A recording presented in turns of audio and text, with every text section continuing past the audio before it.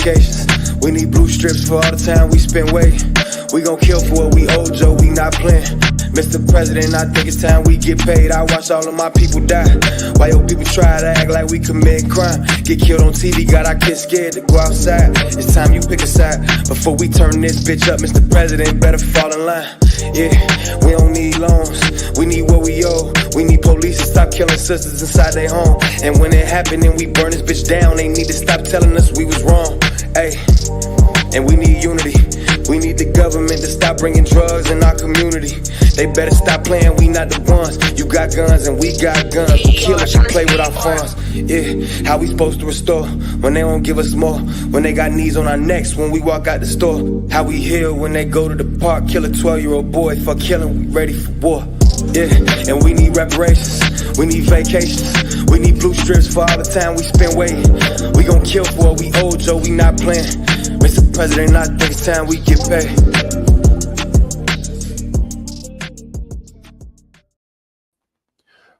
Peace. Greetings to you all. It's your brother Naheem, BKA Lord Abba, aka Mr.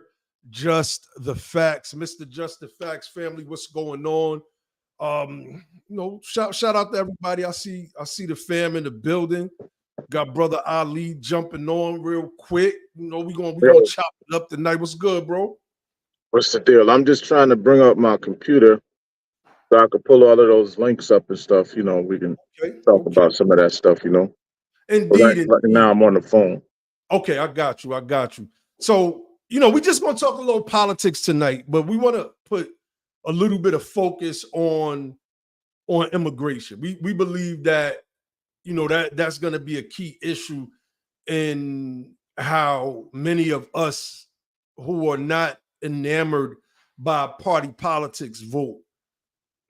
And when I say party politics, I'm talking about the freedmen in particular in the Democratic Party, or those that are aligned with the Democratic Party.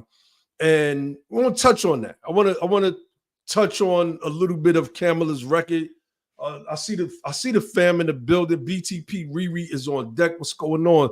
BTP Isla, what's good? Sis, brother Charlie Jacobs said peace to the Freedman fam. Brother Vince Jefferson checking in. What's going on? What's going on? And shout out to everybody that's tuned in. Make sure you click like on the video, share the video out.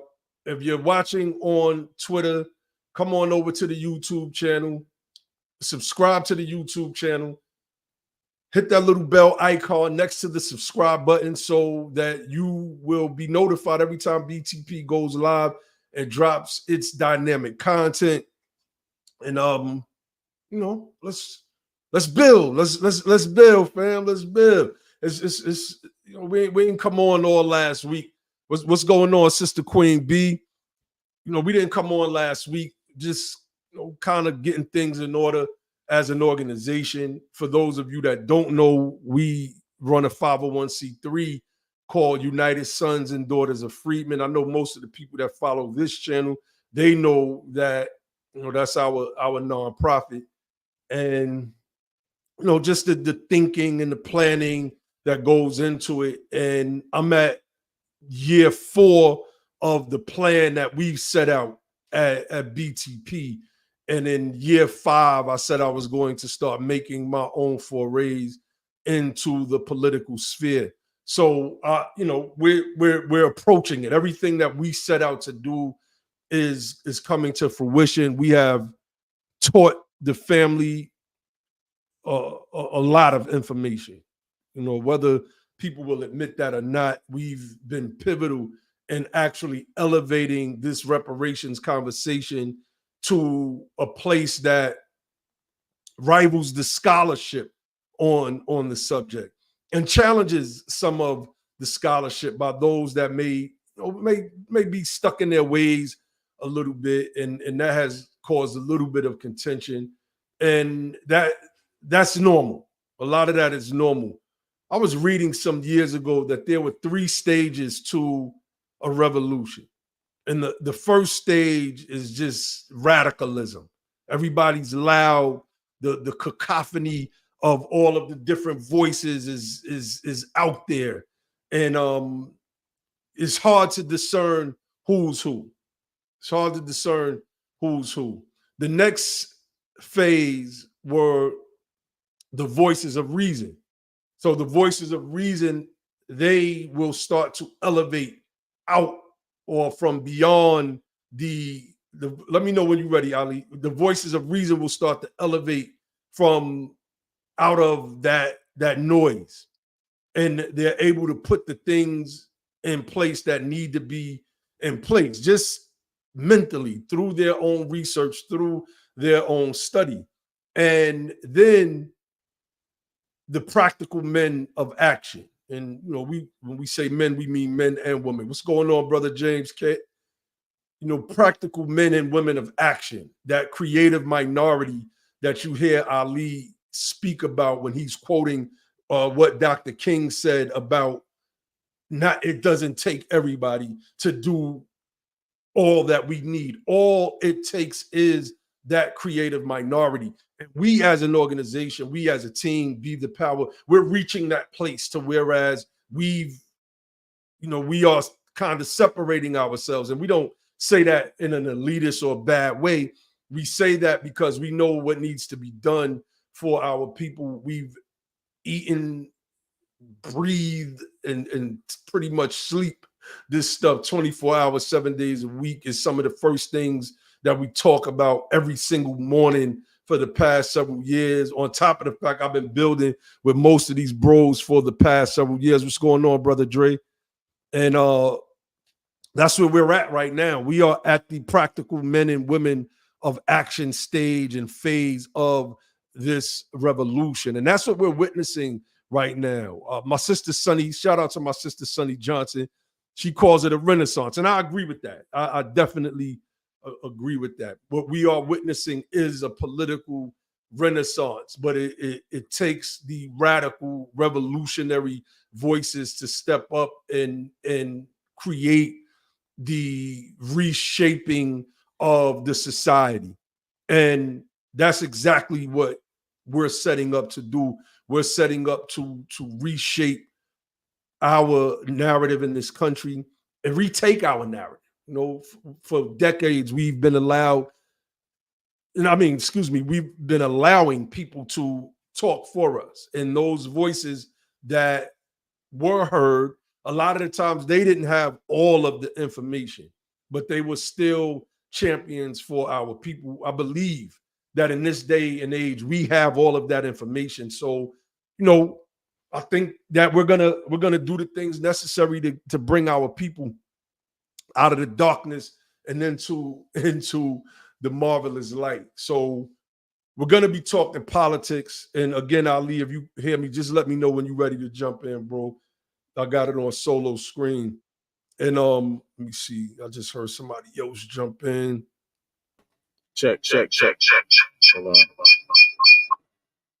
Yo, hold on 1 second. 1 second. Let me just Make sure y'all share the video out, fam.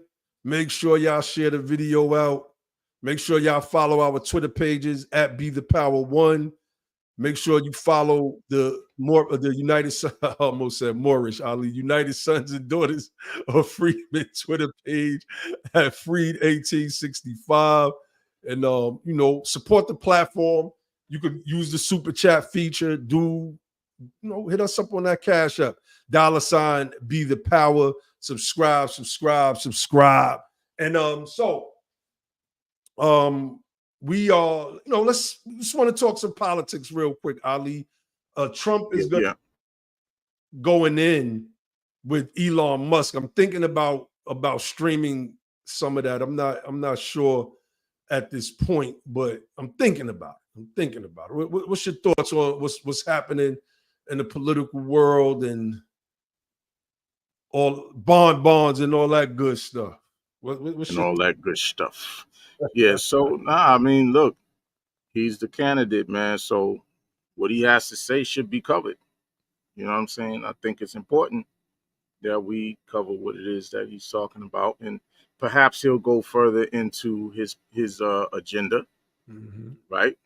Perhaps he'll go further into his agenda. I don't know, because I don't know who other than Elon Musk who's going to be talking to him. So he probably, maybe he will, maybe he won't. Yeah, But Elon is not going to press him on our agenda. right, I'll tell you that. right. So I was listening to the video with the audio of the Twitter space from the thing Luke did with the what's the brother's name? Javon? Is that his name? Yep. Mm-hmm. Where it was it's very telling. Like what I get from it, right? Because people have their views on who they want to vote for. That's whatever. What I get from it is that our people, there's a couple of things going on. Our people in the Democratic Party believe that they are supposed to be able to, choose candidates for the rest of our people.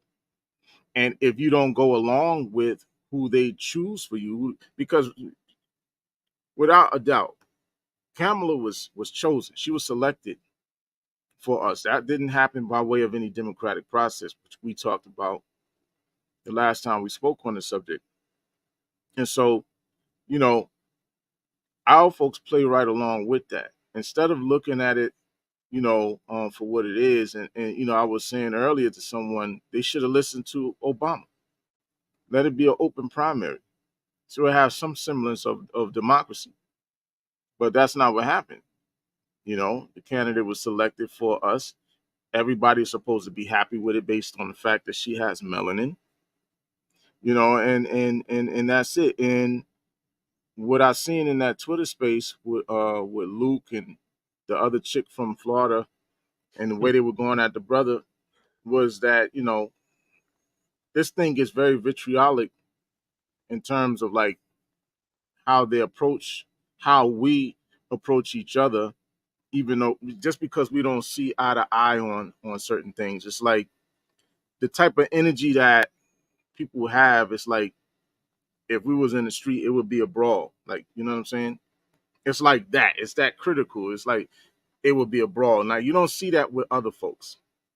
Like, I don't see the Arabs. Let's use the Arabs, for instance, because they have an issue that they feel is very important to them right now, which is the problems between Palestine and Israel, and whether or not the president's administration is doing what he should be doing to try to change the conditions over there for the Palestinian people, and they're not happy about it. However, they may not all agree on whether or not to vote for Kamala or whether to go for Trump. But what you don't see is you don't see them going at each other in public about it if they have these kinds of differences. Like, well, some might be for Kamala, some might be for Trump, some might be for Robert Kennedy. I don't know. But you don't see them going at each other the way that you can see in Twitter spaces like what Luke had the other night going at the Republican brother. Even if you think about it, before Obama endorsed Kamala, he was calling for an open primary, right? People like Roland Martin were very angry about that, and it was, he was like starting to crack at Obama. It's like, I don't care what he say. We're going with her, and that's that, and so it just goes to show you the sisterhood is not real, man. Like that sisterhood thing falls apart, you know, as people start to show their differences. So, and what I mean by the sisterhood falling apart, you see it, right? I saw Ricky Smiley. Well, I didn't. It wasn't a video, but it was like an audio from. I guess he was live on something, and he was talking about blocking everybody who's blocking all black people who is not in support of Kamala Harris. And he's going crazy. He's going crazy. He's flipping. You know what I mean? And that type of energy, and the fact that he can turn on his own people over this woman just goes to show you, like I said, man, the sisterhood is not real. That black girl magic thing is not real. It falls apart when people start disagreeing with each other. We talked about the situation with Yandy, talking about this time we have, we have demands. We put her in office. There's certain things that we want her to do. There's certain, executive orders that we need her to pass, on behalf of our people. They went at her neck for that, just for saying that. You know what I mean? And so, I said sisterhood because I feel like all of those people are part of the sisterhood. Roland Martin, Ricky Smiley, Luke, Plies. You know what I'm Sassy saying? males. I call them the sassy males. DL Hughley, they're all a part of Black Girl Magic, the Black Sisterhood, and that shit is flimsy as fuck. Depending on, depending on how, what position you take and whether or not you agree with them. Anyway, that's what I got for right now. No, you're right, and I was trying to pull up this video of Roland, and matter of fact, let me see. Let me put this in. And I want to play this real quick because people need to understand when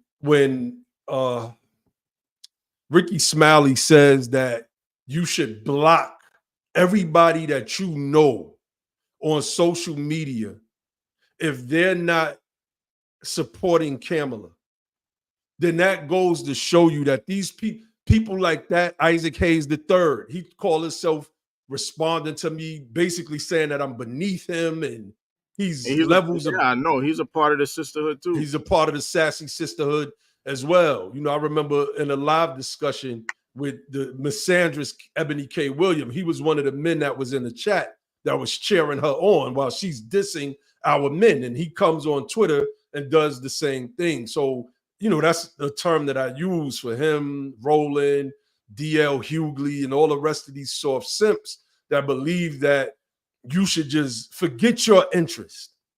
Forget your interest. You should just vote just because we want you to vote. Remember, Snoop Dogg said that anybody that was voting for Donald Trump, this was the last election, he was like, what did he call you? So a bunch of stupid mother effers and all of this. So now, all of a sudden, all of these people that are supposed to be our entertainment elite somehow find it in their hearts to distance themselves from those that may have differing political views.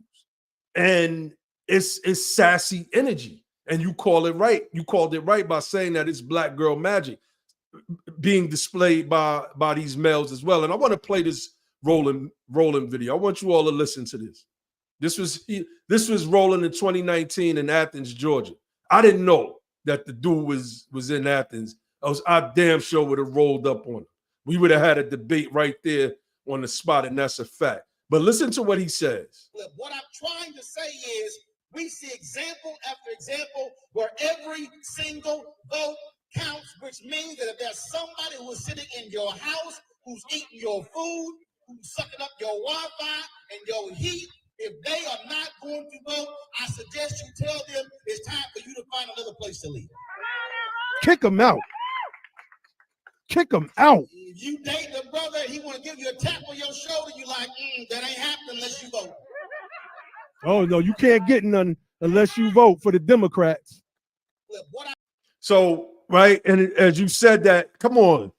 Like, this is the message. This is how much the buffer class is. That's what I call them, the buffer class. This is what they think of us, that they could tell women, right? First, the suggestion is the man doesn't have his home, one.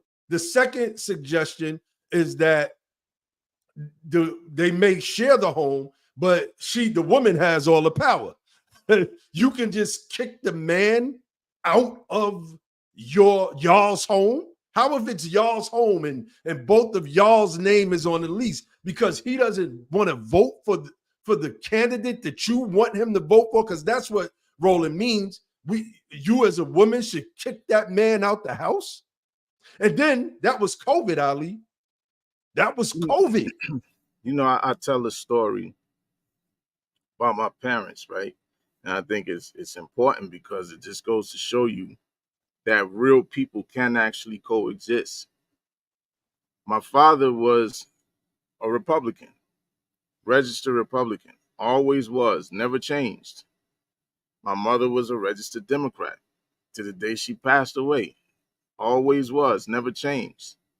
These two people lived in the same house, had the same principles, same value system, same morals that they instilled in us growing up together. They worked together. You know what I'm saying? They was a power couple as far as I'm concerned, because they raised all four of us that was in the house. You know what I'm saying? And we, I feel like we turned out pretty good. I don't think, we have any real problems, nothing that, the average person doesn't deal with, but, they ain't never been to prison. You know what I'm saying? Nobody's strung out on anything.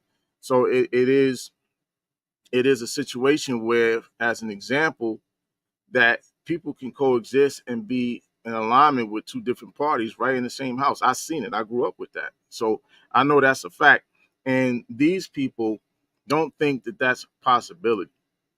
They don't think that that's a possibility. Like, you have to be like, I don't know if you have the Ricky Smiley piece, but I would love to play the clip. I can find it. Because basically he's talking about this. He's like, we all have to be on the same page. Like, we can't, he basically, like, we can't agree on nothing. Well, here's the thing. On one hand, you got all of these people talking about we're not a monolith. We're not a monolith, right? Then on the other hand, they want you to all be on the same page like you some kind of monolith, right? Now, because people have different ideas about things, now we're a monolith. They can see how we're a monolith and need to be in order to support this particular candidate. Yeah, but it's just really funny to me. But yeah, I think if you could find that, that'd be I don't dope. see the clip. I just see like people talking about it on their YouTube channel. So I don't want to pull their YouTube channels up, because some people, they kind of are a certain way. But one of the things I was doing, Ali, I was taking a deep dive into the corporatocracy, right? That element of government, which is really the government that's being run by the oligarchy, the rich and the powerful in this country. And what I've learned is they really don't care who gets in. For the most part, it's about advertisement and it's rivalries. So Rupert Murdoch may be a corporate rival to, let's just say, Comcast. I'm just making up a scenario. And that's the beef, right? The beef is that these corporate media entities are, that's why who did you see JD Vance do interviews with? ABC. Very biased interview.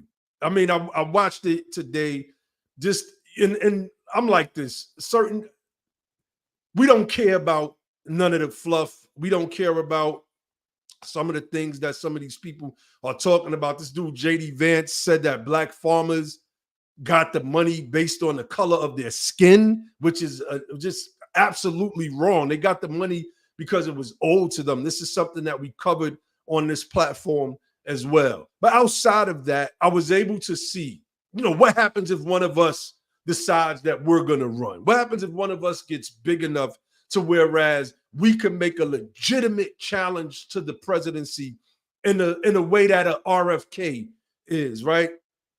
The media they're going to try to eviscerate us.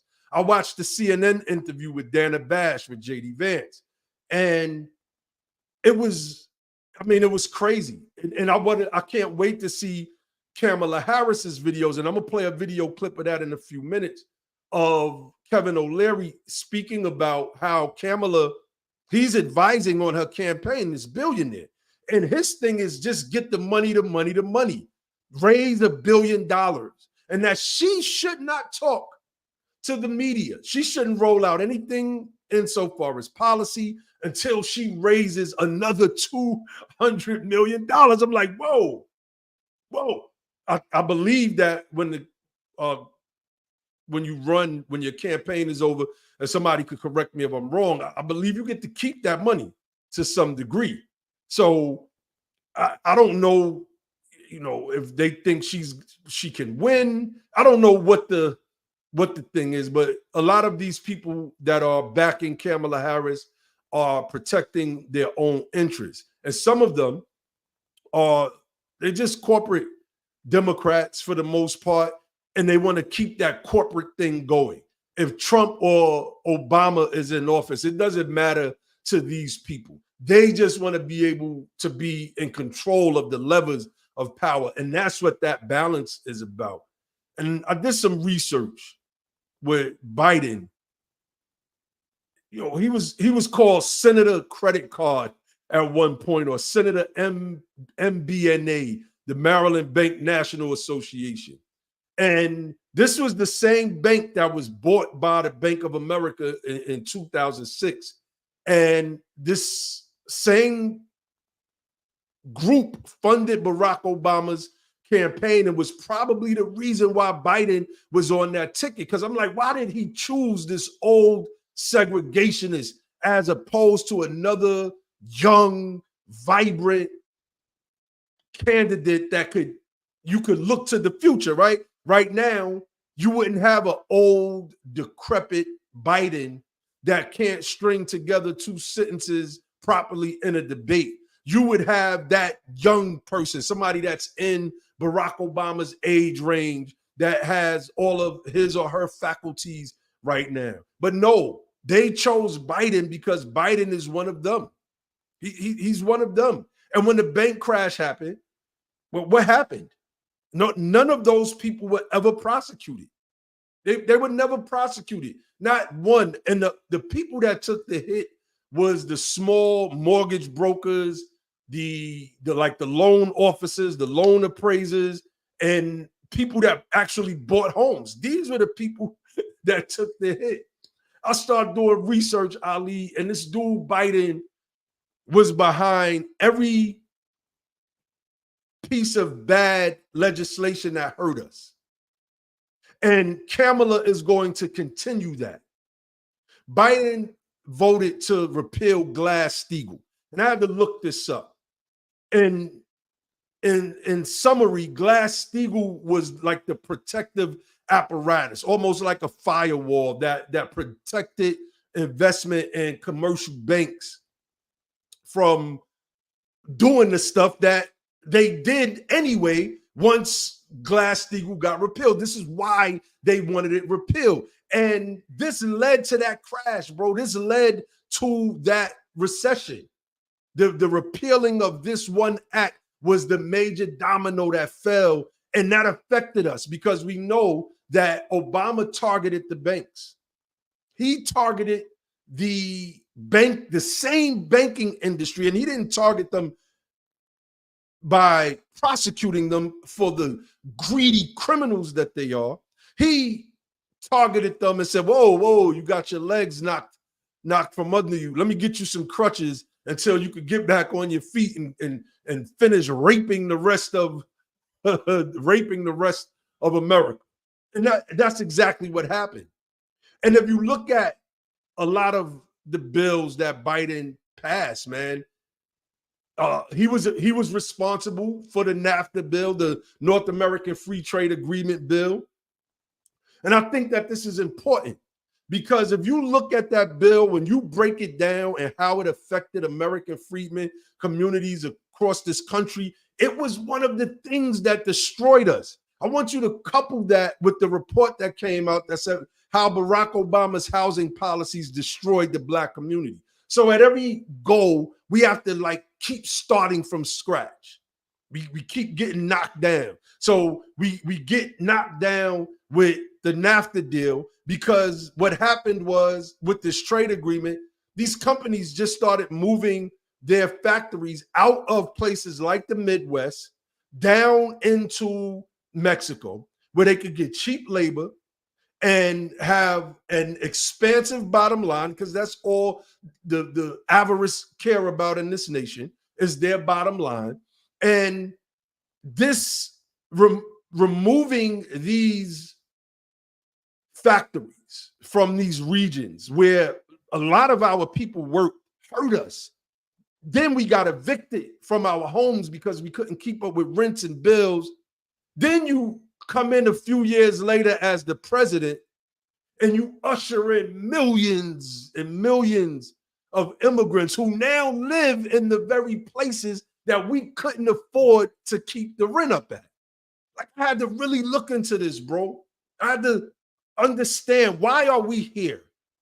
Why did corporate America push Bernie Sanders out? Bernie Sanders was a sure shot to defeat Donald Trump. It wouldn't even been close, I don't think. I just got to be honest. I don't want to say that Trump would have won those red states, but those swing states that went to Trump over Hillary, I believe Bernie would have won those. And it probably would have been the same number, by the same number that Trump won over Hillary. Now that I look back on it.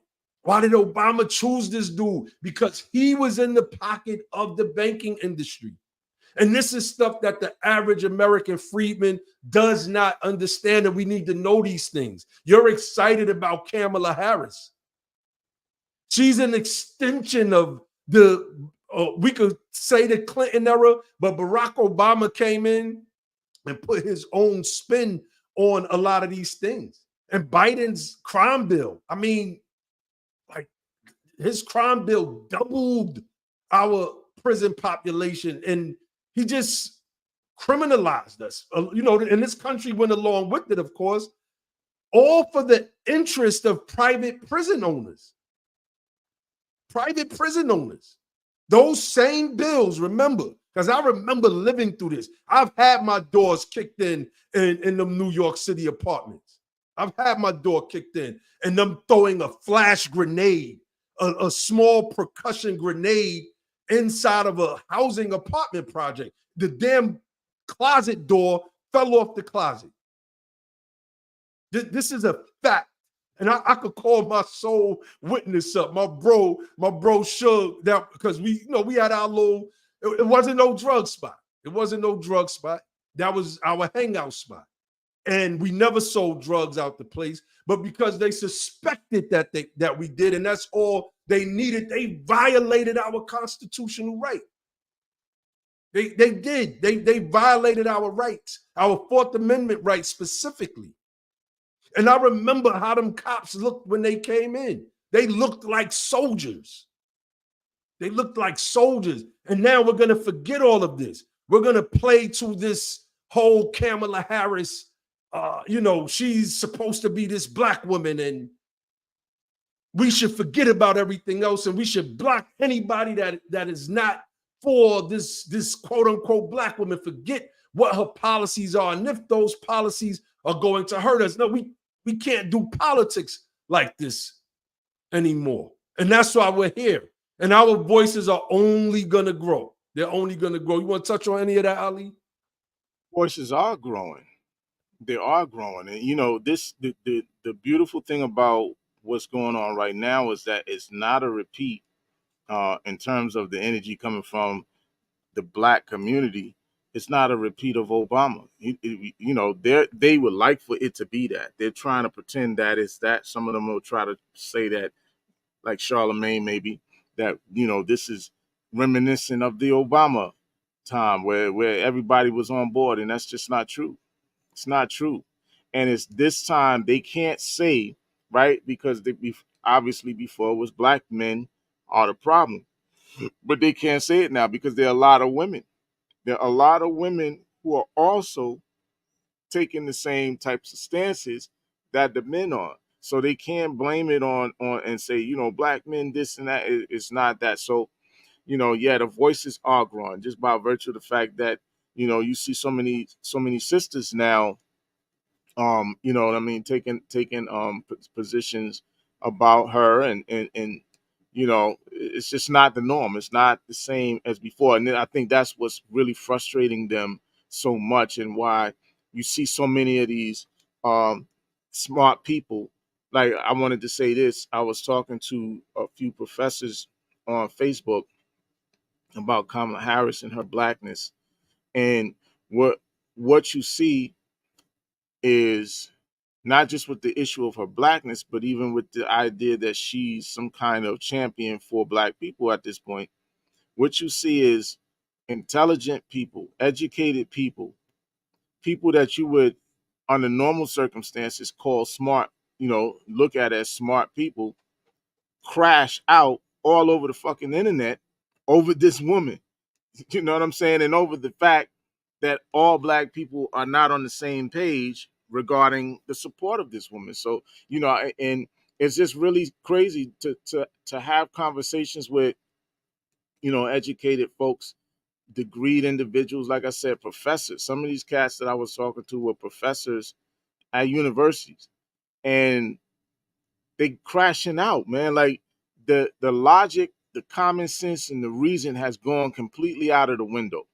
Completely out of the window. This whole thing is about emotions, and it's about skin complexion, and it's about fear mongering, about project, what is it called, Project 2025, etc. So it's a fear mongering thing, it's a skin complexion thing, race thing, and these people are just crashing out because they can't, from an emotion, they can't get out of the emotional part of it. So that's all. That's what I would say about it. The rest of that, I agree 100%. I know there are people who will push back on the concept or the idea that, Biden and Bill Clinton passed this crime bill just so they'll talk about how all of the black leaders were for it. They were pushing for it, and that's not completely true either. There's actually I was having that conversation with one of my cousins. There's actually a New York Times article speaking about the nuances pertaining to that. Yes, they wanted something done about the crime in the communities, but they didn't necessarily want everybody to get locked up under this whole concept of mass incarceration and disparate sentencing and all of that. They were proposing other measures that got rejected, remedial things, right? See, that whole remedial thing, these people want to stay away from that. Right? It's about law and order, not remedial measures. So they don't ever talk about the fact that these black politicians and Christian leaders, etc., who were complaining about the crime problems, also propose certain remedial measures that could be or should be taken to try to fix the problems that's causing the crime in the community, etc., etc. Right? They rejected that stuff. All they were concerned with was the criminalization of the people and the incarceration of the people. That's what they were concerned with. And so they have created this narrative that the black leaders wanted all of this to happen the way that it happened, and that's not necessarily accurate either. Yes, indeed. Yes, indeed. And one day we need to flesh that out. We definitely need to flesh that out, because now all of a sudden excuses are abound, right? And they're coming from every corner of black intelligentsia. As you said, these degreed people have turned their intellectual prowess into a tool for gaslighting, and somehow they believe that they have more moral high ground than the MAGA folks, right? It's like, what? So you just lied to me. I was on a debate on Sanetta's channel with this brother Jabari. I mean, he got upset because I called him a liberal. Dude, you're a liberal. Everything you say is liberalism. And instead of sticking to the facts, the brother just tried to gaslight. Everything that he said was gaslighting. Now, why would he get upset? Let's think about this. Why would he get upset for you calling him a liberal after he called you MAGA, I believe? That's right. Didn't he call you MAGA and imply that you was that Trump supporter, all of that? That's right. So why would he get upset over the term liberal? What's wrong with the term liberal? One of the things that I've noticed with a lot of what I call sassy males is that they take the way of the people that don't want to accept responsibility. And I said this in a Twitter space. But wait, do you think they see the term liberal as a slick way of calling them, like, HOMOs or something? I don't know. It's possible, but the way they respond is like that. That's the, you can't help but come up with any other conclusion, because why would you get mad at that while you're calling me a MAGA and a Trump supporter and all of these different things? And I wasn't offended by that because I know that I'm not. But why did you get offended by that? And when you deal with somebody that don't want to take responsibility for the stuff that they say or do, they always try to flip it back on you somehow, right? And this is what was going on with me and Jabari's debate, is that he couldn't stand on. He never proved that Kamala was black. And then the very next night, a couple brothers got on. I know, shout out to brother Mighty Hebrew. I know he got on and was shout straight out to the cooking. Mighty Hebrew. Wow, Yeah. he was going in. I appreciate that. I'm thinking about having him on tomorrow night, and because I really don't. I kind of think last week, Ali, I didn't want to get into the Kamala black thing, right? I didn't want to really get into Kamala's blackness because it's a distraction. But I think that because there's arguments being made. I was watching Mark Lamont Hill debate this brother named Hotep Jesus on if Kamala was black, and I didn't watch the whole thing. Really? And they would. What was who took which position? Well, Mark Lamont Hill took the position that she was a black woman, all because she identified as a black woman, and she personally told him that she was black. So, Ali, did you ever have to tell somebody that you was black? Did somebody ever question my quote unquote blackness has never been in question, But I'll say this: people who think that because she's a member of the Congressional Black Caucus, or because she's, was a member of the Congressional Black Caucus, I don't know that she still is, because she's a member of the AKAs, student at Howard University. First of all, HBCUs accept non-black people, right? They accept federal funding. They accept non-black people. Rachel Dolezal went to the same school Kamala Harris went to. She had a position there too. I can't remember what it is now. But Rachel Dolezal was a president of an NAACP chapter, right? As a quote unquote black woman. Now we know from a genetic perspective, right, an ancestral perspective, she's not what you would call quote unquote black, due to the fact that she has very little, if no African ancestry. I'm not saying that there's none there, but it wasn't enough to where her parents would be identifying as black or Negro people or African American. So therefore, she didn't. At the same time, AKAs accept people who are non-black. You don't have to be black to be a member of the AKAs, right? So that is silly. And for people to even use that to try to qualify or to justify, how she's black, the fact that she's a member of an organization, what you're saying is that wait, Jabari says she wore dashikis, Ali, and visited her cousins in Jamaica that he showed on the screen that looked like a bunch of Hindus. Right. So what you're saying is that a European, let's take an extreme. A European who goes to Howard and graduates, who becomes an AKA. I don't know what the rules of being a member of the Congressional Black Caucus are. I don't know if they would stop a white person, a self-identified white person from being a member of the Congressional Black Caucus. I doubt that they would. I don't think that they would, because I don't think they would want to get caught up in any kind of racist lawsuits or whatever the case is. But because if somebody wanted to push that, they could. But at the end of the day, I don't think the Congressional Black Caucus would turn away white allies from being members of that organization, just like the NAACP won't turn away white allies from being members of that organization. The AKAs don't turn away white people from being members of that organization, right? Howard University is not going to turn away anybody from being a member of that institution. So the fact of the matter is, people who are saying that because of these things or because of the type of clothes she wears or the way that she's wearing her hair, that's what makes her black, are stupid. That's a dumb thing to say.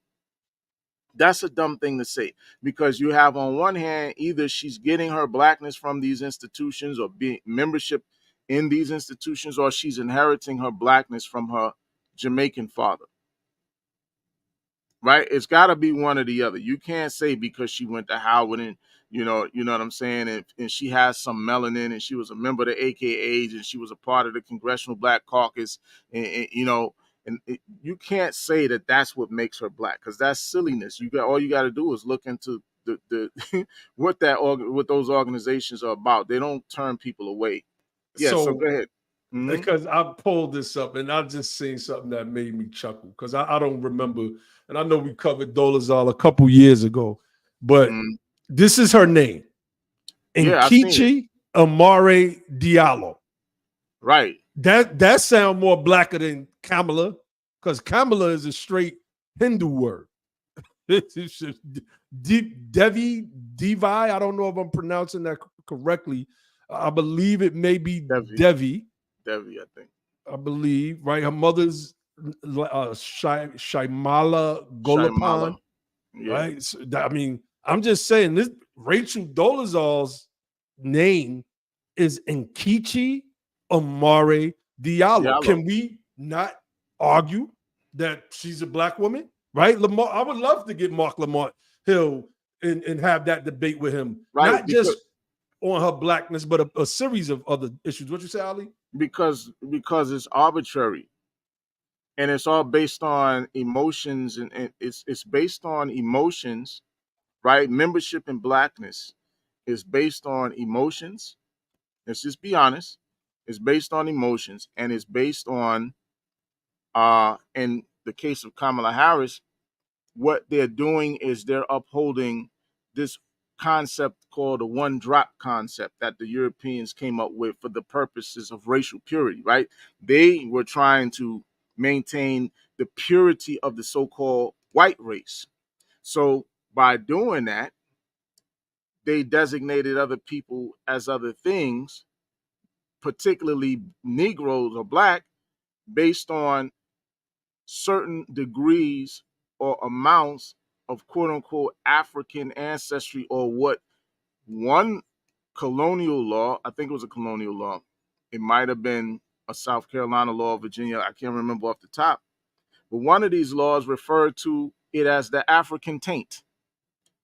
The African taint.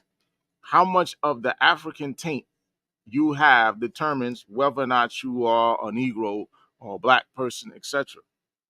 And so this idea in terms of who is black comes from Europeans.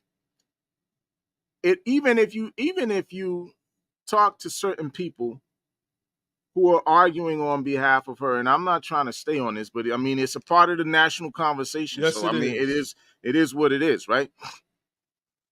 All of the people who are arguing Kamala's blackness due to her Jamaican father are upholding the so-called one drop rule, and this, which is a pseudoscientific thing, as well as the racial purity thing, right? This racial purity concept that these Europeans came up with.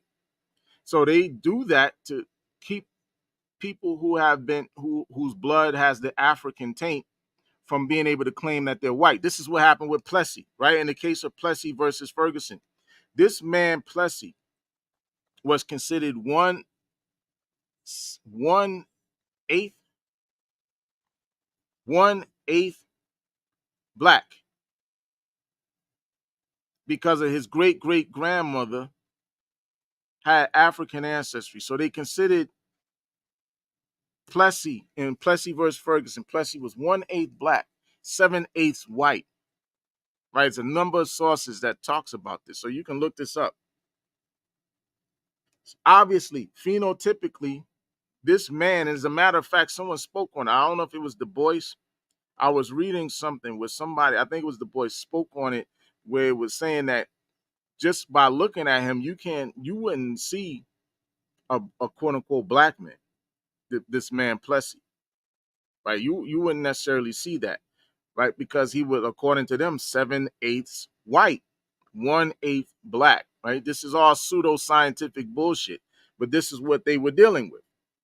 this is how they were determining people's blackness, right? Based on how much African ancestry you had in many instances, right? And I know that people are going to make the claim that certain Native Americans were being called Negroes, et cetera, right? But the point of it is, the larger point is that the identity itself was wholly, yes, trans.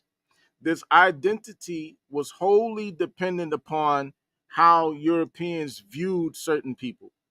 Even to this day, so they'll make the argument that Kamala Harris will be viewed by white people as a black person, as a nigger, as a Negro, right? They'll say this. I bet you Kamala she had the same problems as any other black woman had, right? All of this stuff is wholly dependent upon how Europeans or so-called white people view you. So it has nothing to do really with self-determination. It has everything to do with how Europeans view us and how we have bought into this concept of upholding this pseudoscience called this one-drop concept.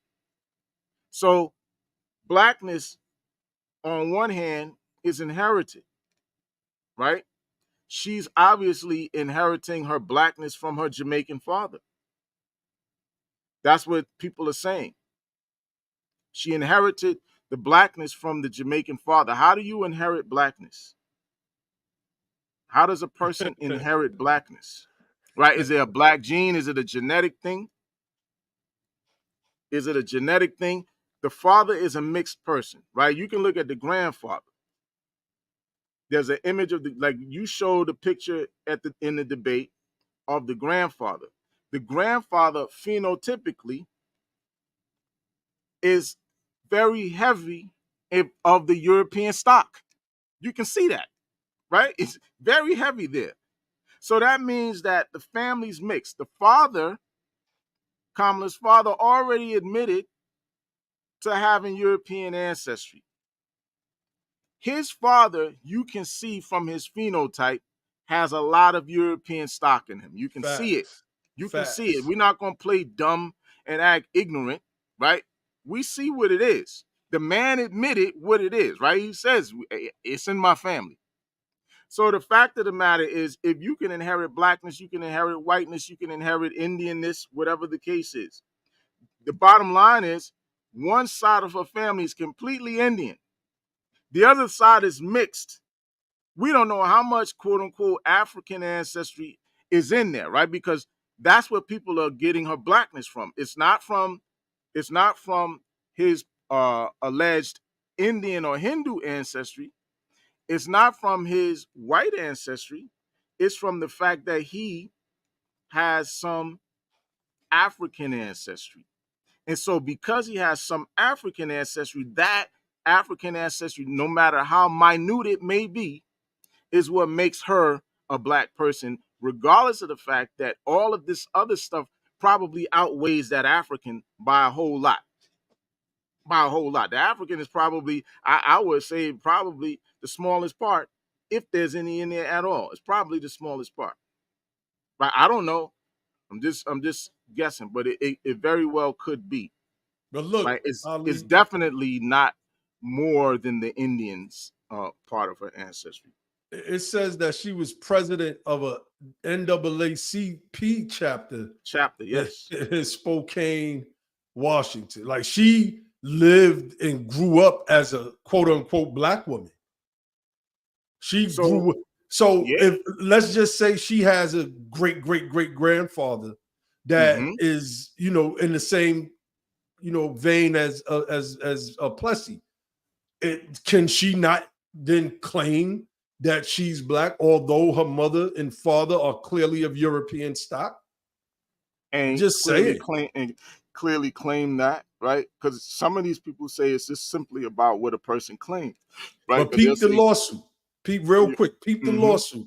It says in 2002, Dolezal unsuccessfully sued Howard University for discrimination based on race, pregnancy, family responsibilities, and gender, as well as retaliation.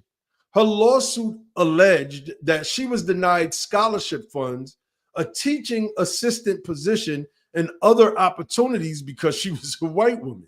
She also alleged that the removal of her artwork from a student exhibition at Howard in 2001, quote, was motivated by a discriminatory purpose to favor African-American students over her.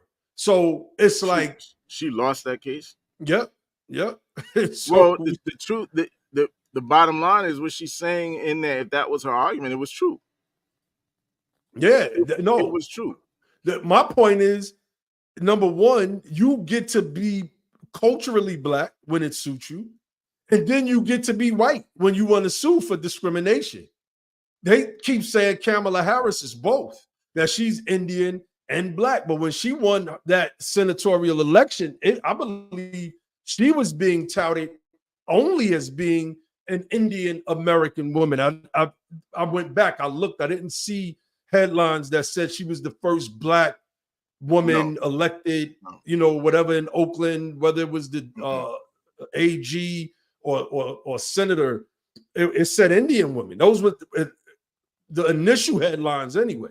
So I'm just saying, man, they get to flip this thing off and on. While we know people that are light skinned, that are lighter than Kamala Harris, that are of freedman stock, 100% freedman, right?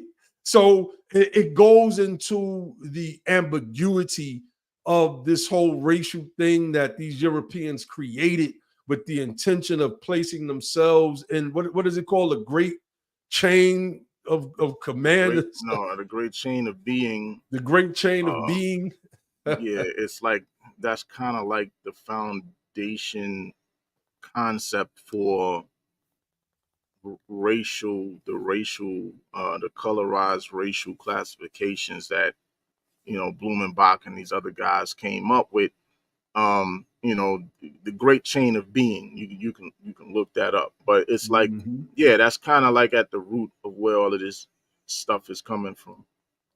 So this is a Twitter space. I thought this was going to be a live sit down with Elon and Trump. I didn't think that this was going to be a Twitter space. It's a Twitter space. Oh, that's corny. Well, we could cover it, after it's done. Right. If whatever. Let me see. So yeah, man, just to conclude with that, man, a lot of folks feel like it's about what you say, right? And it could be that. It could be simply, I'm black because I said I'm black, right? But if that is the case, then you have no way of policing it. There are no parameters on it. It's arbitrary in nature. It's arbitrary in nature because anybody could claim it if it's simply a cultural thing. People can become part of the culture. People can adopt the culture, throw an afro on like Rachel Dolezal, change her name to Diallo, And Kiche. And Kiche. And the Pan-Africanists, those are the kinds of, things that they like. They like and catchy and all that. Why can't she be a part of the diaspora? She very well could be a member of the African or black diaspora, you know what I'm saying? Because she said so, right? Because this is what people are saying, because I said so, right? That's what it is. Kamala's black. She wears dashikis. So. That's right. Now, what we were saying early on was, as a matter of fact, I made this was like maybe 2 weeks ago. About 2 weeks ago, Isaac Hayes had put up something about Kamala being a black woman. I responded to it. Y'all can say that she's black if you want. Like, I'm not going to sit around arguing the pseudology of blackness, because to me, the whole thing is pseudo. But y'all can claim that she's black if you want. The bottom line is she is not a member of the American freedmen class or the American freedmen families in the United States. So she's not like us, right? That's been the theme for the past 2 months or so. But look, Mark Lamar Hill admitted to that, right? So I was like, okay, that was a slick way of, kind of taking the legs from under that argument for anybody that would try to bring it. But I'm gonna reach out to the brother Mighty Hebrew tomorrow and see if, or maybe after this is over. He's in Africa, so by the time this is over, it'll probably be like 4 a.m. But he did some excellent research, and we could, kind of repeat what he said. But I think it'd be better if he came on, because he definitely invested the time into looking into the ancestry of Kamala Harris' father's side. Is that black, quote unquote? Is that African on that side of the family? And what the brother found was a resounding no. Not to say that there's not some in there somewhere, right? There may be, but when we're talking about that direct line, I don't know, man. But we're gonna get into it, and I'm gonna make sure I tag the brother Mark Lamar here, because I want to see. Yeah, man, because you can even let Sarnetta know, tell Jabari to tune in, because I think that outside of debating about it, one of the things that can really happen is you could just have a regular conversation with people about it, because the truth of the matter is, people could say whatever they want to say. They can say whatever they want to say. Did he, the father, ever? Now, here's what I said. Here's what I said, right? My parents, this is interesting, right? Let's use this as an example. My parents, on their birth certificates, it says that they're Negroes, right? Because of the time period that they were born in. Their birth certificate says that they're Negroes. So if that kind of stuff is heritable, I would have inherited, and the children of my parents would have inherited Negroness, right? Which is just a Spanish or Portuguese way of saying blackness. We would have inherited that from our parents, because that's how they were identified, even in census documents, right? So their birth records, their census records, etc. It says that they were, quote unquote, Negroes or black people, right? So that means that myself, my brother, my two sisters would have inherited Negroness or blackness from our two parents, right? If blackness is actually a heritable thing, right? Because this is all pseudo, right? Let's just keep it 100. But I'm just, for the sake of the argument, we're talking about it. So if it actually is something that you can inherit, we would have gotten it from our parents. The evidence is in the documents, the birth records, the census records. And I can show this stuff. It's there. Not making it up. However, if that's evidence of it, then when you look at her birth certificate, Kamala Harris's birth certificate, you can't dismiss it because the father's put his nationality down as opposed to his race. You can't just summarily dismiss that, because Jamaican is in fact a nationality. It's not a racial name, and it is not a color. Let's not play that game. It's not a race. It's not a color. There are different kinds of people living on the Jamaican island who carry the nationality of Jamaican. Let's keep it all the way 100, right? The mother on the birth certificate put down her nationality, right? No, she put down Caucasian. She put down race, because the birth certificate asked for race or color. And instead of putting race or color, the father put down nationality, because probably, as an educated man, probably did not want to play the race game, did not want to play the color game. He didn't come up in America. So people who don't come up in America don't necessarily subscribe to the color and race game the same way that our people do in this country, because we don't know anything other than that, right? We've said this before. This is not a new thing. I've said it before. Our people do the color and race thing because we don't know anything else.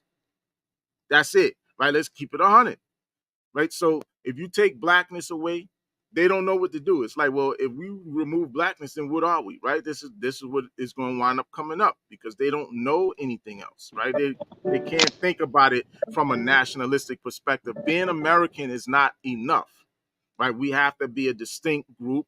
right? You hear people talking about ethnogenesis.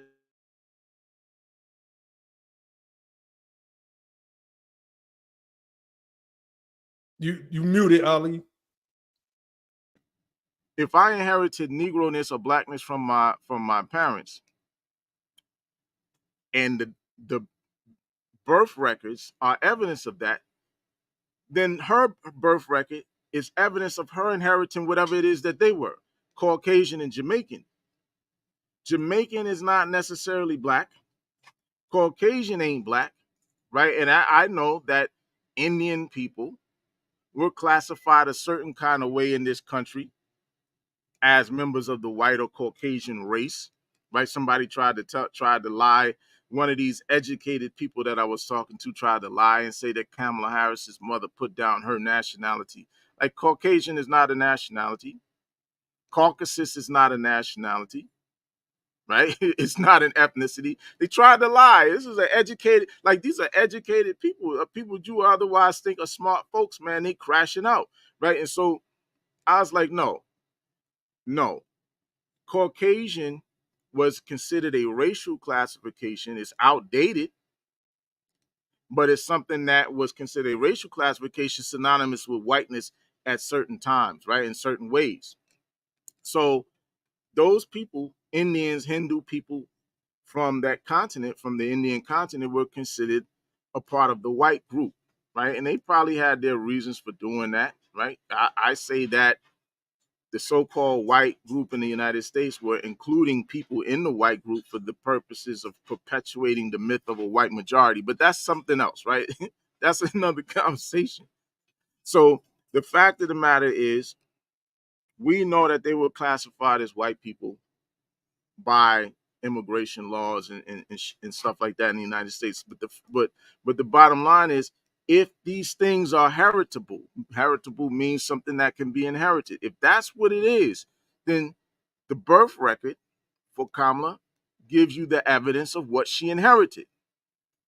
It says that her father was Jamaican and her mother was Caucasian. So this is what she inherited.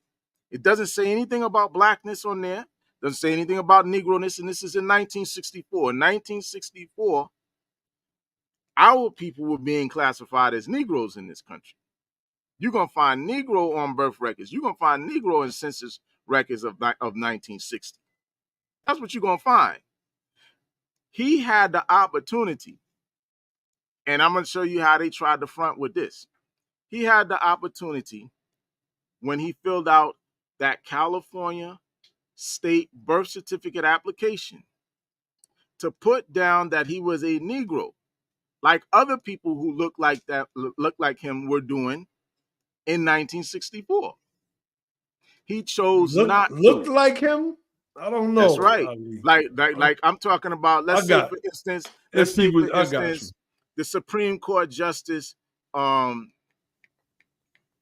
Marshall. Thurgood Marshall. Thurgood Marshall, or Adam Clayton Powell Jr. Right? These people, Okay, right, look phenotypically like Europeans, right? But people accepted them as black, African American, Negro, colored. Lena Horne, another example of that. Somebody who phenotypically looks like a European, but was accepted as a member of the so-called black race in the United States, identified that way, etc. So her father could have, even as a Jamaican, identified as a Negro on that California state birth certificate application, but he chose to put nationality instead. Now, somebody tried to front and say, well, yada, yada, yada. He didn't want, he put down Jamaican because that's how he was. No, Marcus Garvey, years before this man came to the United States, identified as a Jamaican, as a Negro, and created an organization with the name Negro in it. Come on, man. Come on. So you can't front and try to say, well, he couldn't use Negro because he was a Jamaican and garbage. You're reaching. He could have. Now, and let me tell you how bad it was, Josh, before you go. This person I was talking to said that the enumerator filled out the document for him and put Jamaican on there. I said the enumerator. What you talking about? This is a California state birth certificate. What enumerator filled out the application for a California state birth certificate? What enumerator? I would like to see where you got that from. I thought enumerators only filled out census forms. Right. This is what I'm saying. Now, this person who was saying this is an educated, intelligent person. They crashing out, bro. Like logic and reason and common sense is gone completely out the window because their emotions are what's ruling this situation. It's their emotions. Their allegiance to the Democratic Party is what's ruling this. This has nothing to do with logic and common sense. So the bottom line is, I can show you on my parents' birth records and census records that I would have inherited quote unquote Negro-ness. Based on her birth records, she should have inherited Caucasianness and Jamaicanness, not blackness, not Negro-ness, not African Americanness. I had a question for you on that birth certificate because I know I've seen it, but I just don't remember it, how it's worded. So does that say ancestry? Does it say country of origin? Does it say origin? Does it say ethnicity? Or does it say race?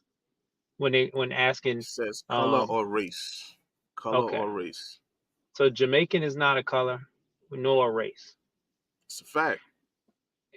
And if somebody else would have put that down, I mean, it wouldn't have made sense for somebody to put down Jamaican as a color or a race because you just be looking at him. You wouldn't be able to tell he's from Jamaica.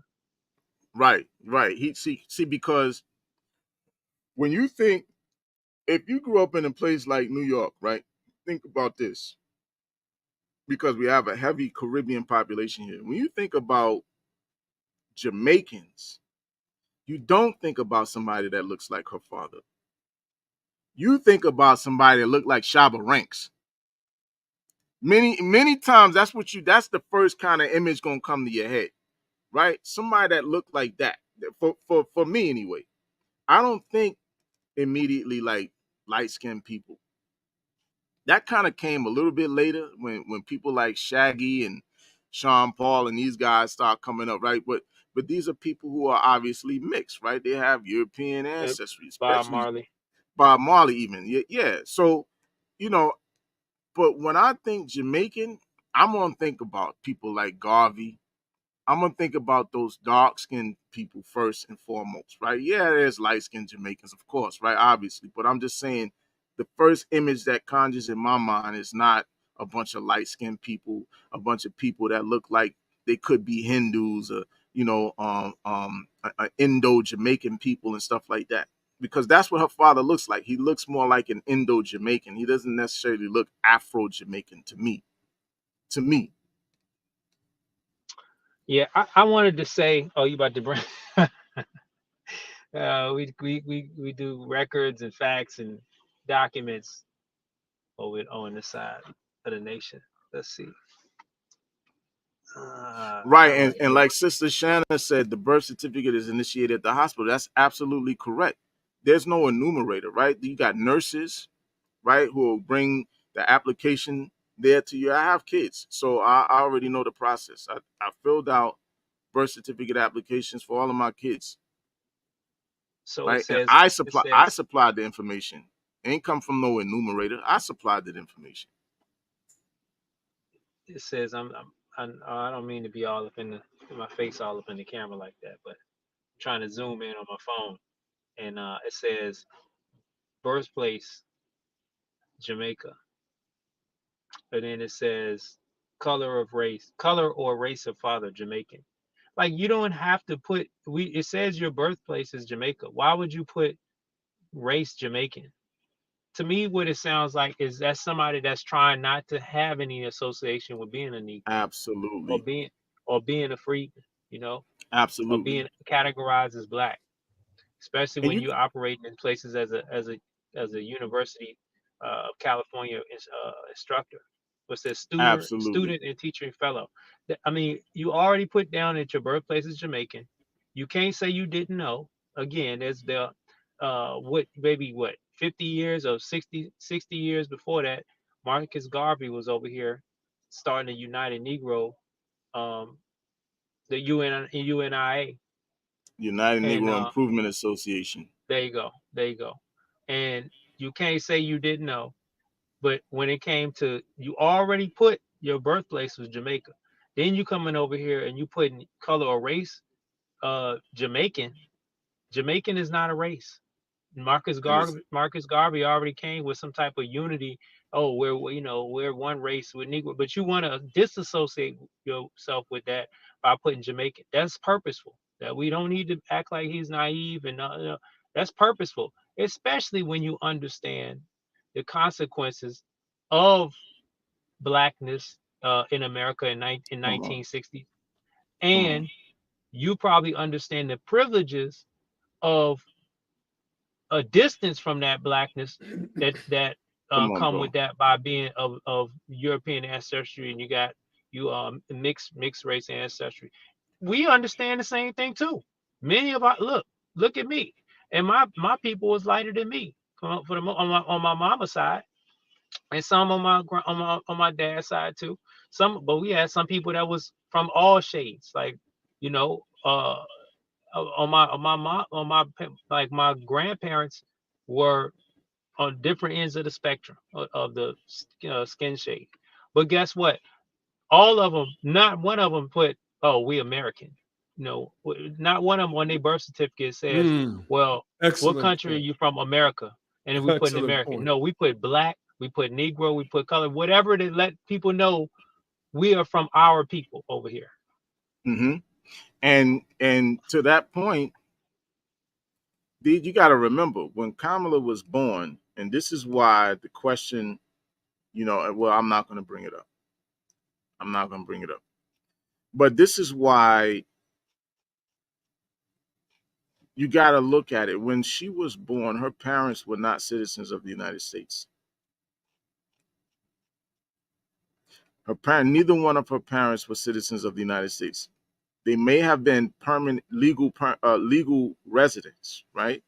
Because working at the university, etc. when she was born, but neither one of them were citizens of the United States when she was born. So they definitely would not put American. They gonna put something else, either color or nationality. So the bottom line is, if like everybody's saying, she gets her blackness from her father, that means she inherited it. She inherited it. However, the Oh, I father thought you did was going not. somewhere else. I thought you was going somewhere else with that. Go ahead. To your point, the father did not associate with blackness in the 1960s because, like you said, um, it was a very critical time in this country. There are consequences to being Negro or black. Coming as a foreigner into this country who was looking for work, you want to disassociate yourself from Negroness and blackness so that you can achieve upward mobility and not be held liable to the black codes, so to speak, the Hey, Negro brother laws. Ali, there was no, at that time, the work was not the work of the freedmen during the civil rights movement was not complete, and it didn't result in policy, so there was no affirmative action or anything like that to take advantage of. So That's right. at that time, you ain't want to be black, you ain't want to be, if you coming in, Come on. we always say, like, people that come in, they want to come in and play, and they don't want to play on the losing team. At that time, the work wasn't complete that created a lane for you to have benefits of being over on this side. Absolutely. Excellent point. So, yeah. When I Excellent say I point. thought you was going in a different direction, bro, I thought you was going to say something about getting into the 14th Amendment, dealing with I was going to natural, go there. natural, I said I natural decided not license. to, because Yeah, yeah, I don't want them to start with this whole birther thing. Oh, here they go with the yeah, birther thing, and yeah. look, I'm not even going to go there. I mean, That's a separate people can't. issue, regardless of, that we will make we will make certain arguments, and it doesn't matter who's the president or who's running for president, right? You know, Is that I'll just do say you, yes, absolutely. I'll just say it this way: it's very possible that we could wind up having a president who's not actually a citizen of the United States. I'll just say that. Now, people might disagree because the truth of the matter is that would mean that we actually have a vice president who's not really a citizen of the United States right now. But that's not where I was. I wasn't trying to really talk about that. Somebody I said don't want to have her that. father wrote an op-ed against the Black Panthers. I guess that's something we got to look up as well. And Wow, we might wow. touch on this tomorrow night. I want to, being that Kamala is the topic, I want to play this video, Yes. right, just to get back into the politics of it. And it's all important. It's not that this conversation is not important. This conversation is very, very important. And many people are treating it as if it is a distraction for us to talk about it.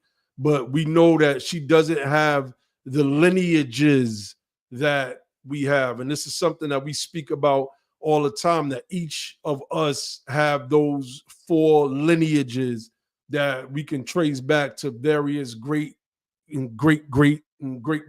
grandmothers and great grandfathers, right? My lineages are Way, Wallace, Glenn, and Watkins. Way, Wallace, Glenn, and Watkins, right? She doesn't have that. She doesn't have that at all. And so this conversation is important, and we're not going to just let it die and let it be swept up under the table, because the Democratic machine is doing what they did with Barack Obama. His quote unquote blackness, that was unquestionable, but he wasn't of the lineages, and therefore he wasn't like us at all. So I want to play this because I think that this is important in understanding Kamala's silence right now, and why she's not speaking. And everybody, I don't want to say everybody knows, but some of you may know this man, Kevin O'Leary. He is one of the judges, if that's the proper term, on Shark Tank. And he's a billionaire investor. And he is working on Kamala Harris's campaign. I was shocked to notice or learn this. So let's hear what he has to say about why Kamala Harris refuses to talk to the media at this point, what it is that she's doing. When you're trying to raise $1 billion, you don't care where it comes from. And so we've been talking a lot about strategy here regarding Harris. Now, the criticism you started your narrative with was, how come she hasn't taken an interview yet? And I'll tell you exactly why.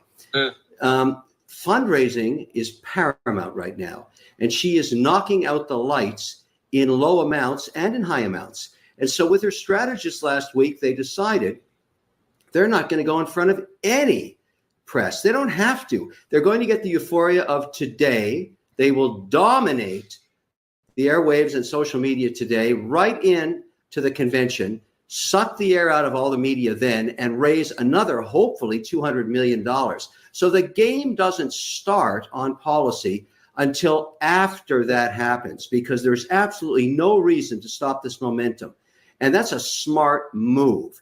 Now, here's the debate I'm having, trying to figure out the policy issue. Because right now, Trump and his team are painting her with such a radical brush that's damaging in the swing states, and it can't go on forever. So she's balancing. Do I keep raising money, or do I get myself into a policy debate on the air on a national network? And I think money first, always money first in politics. Suck every drop, ride the euphoria, then let's deal with this move to the center.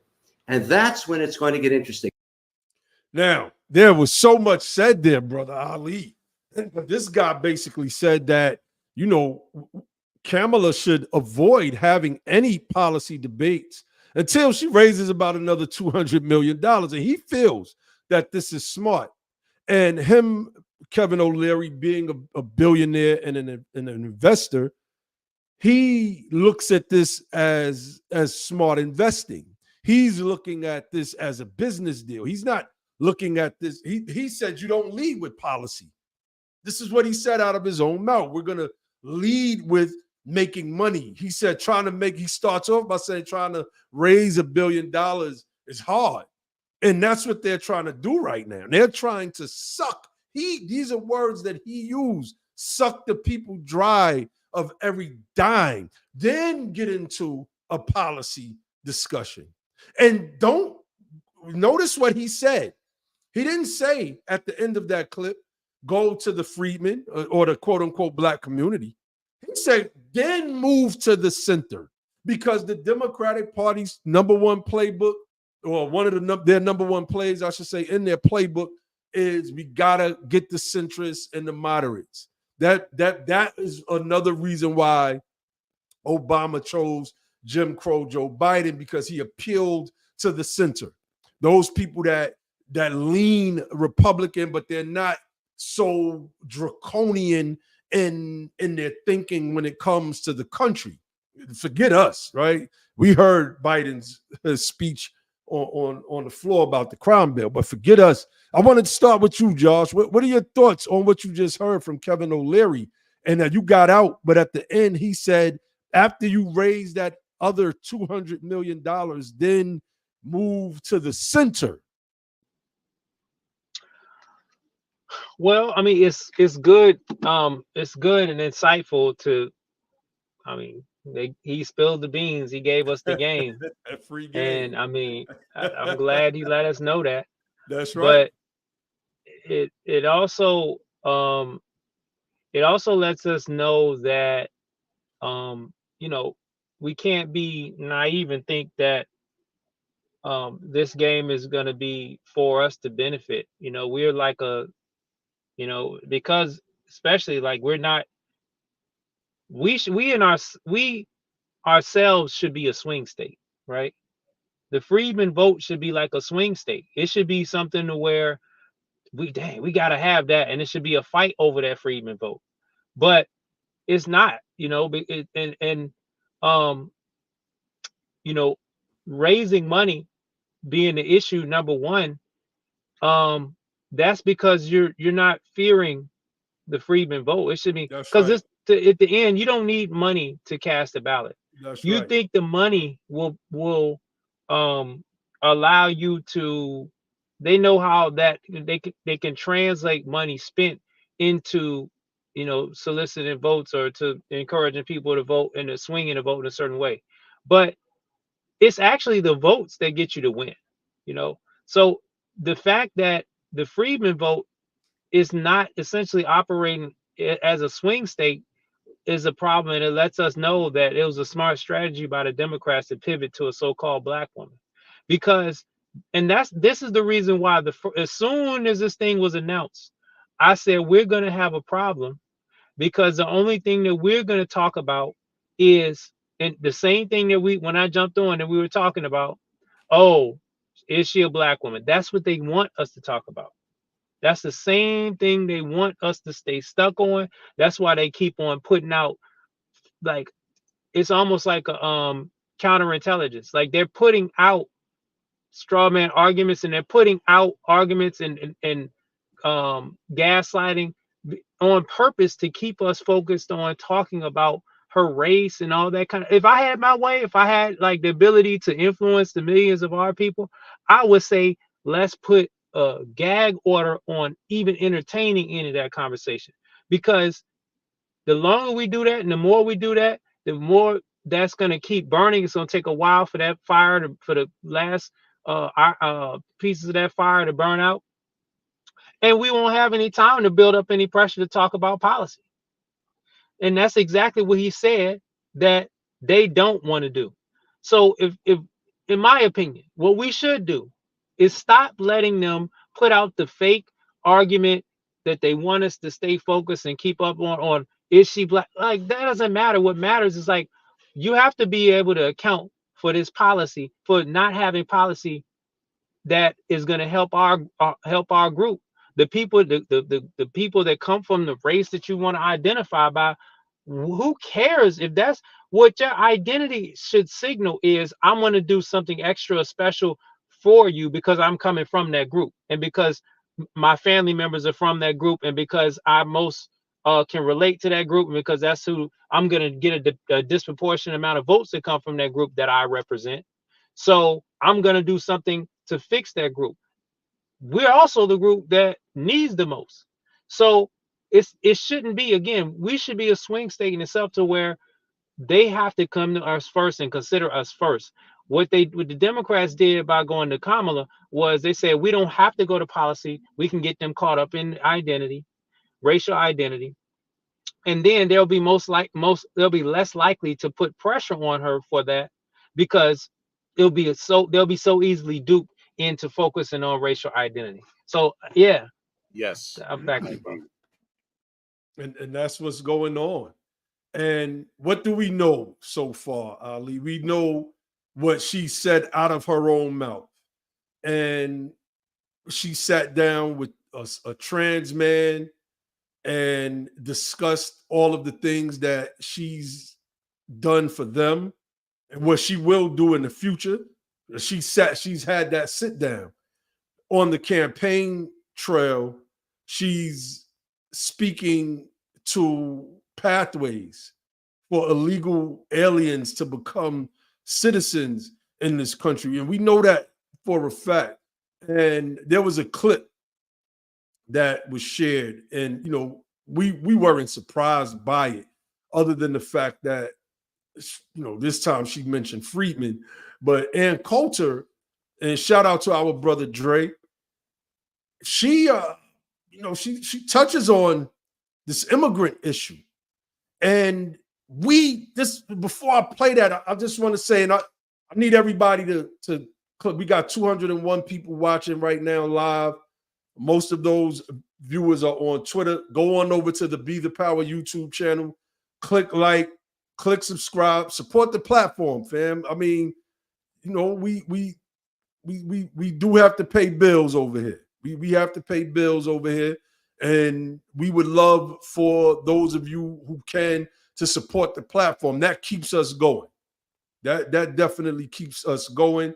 And we got to make sure that we keep this thing right here moving, because without us and without those of us that think like us forming a real strong unified front against this machine, and we have social media, and we could use social media in a way that these corporations have used big media for decades, these people are going to keep running over us. Next time, they're just going to put a straight up Indian woman. Mandy Kaling, they're going to be like, no, Mandy Kaling is black. Shut up, you black men out there talking about she's not black. And we're going to have to keep having these same conversations over and over and over again. So let's see what Ann Coulter said, because this was powerful. This was powerful.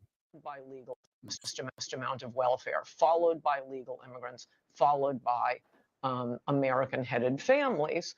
And the reason I say American-headed or illegal-headed is one of the ways they lie about this is by counting illegal aliens who drop an anchor baby as American.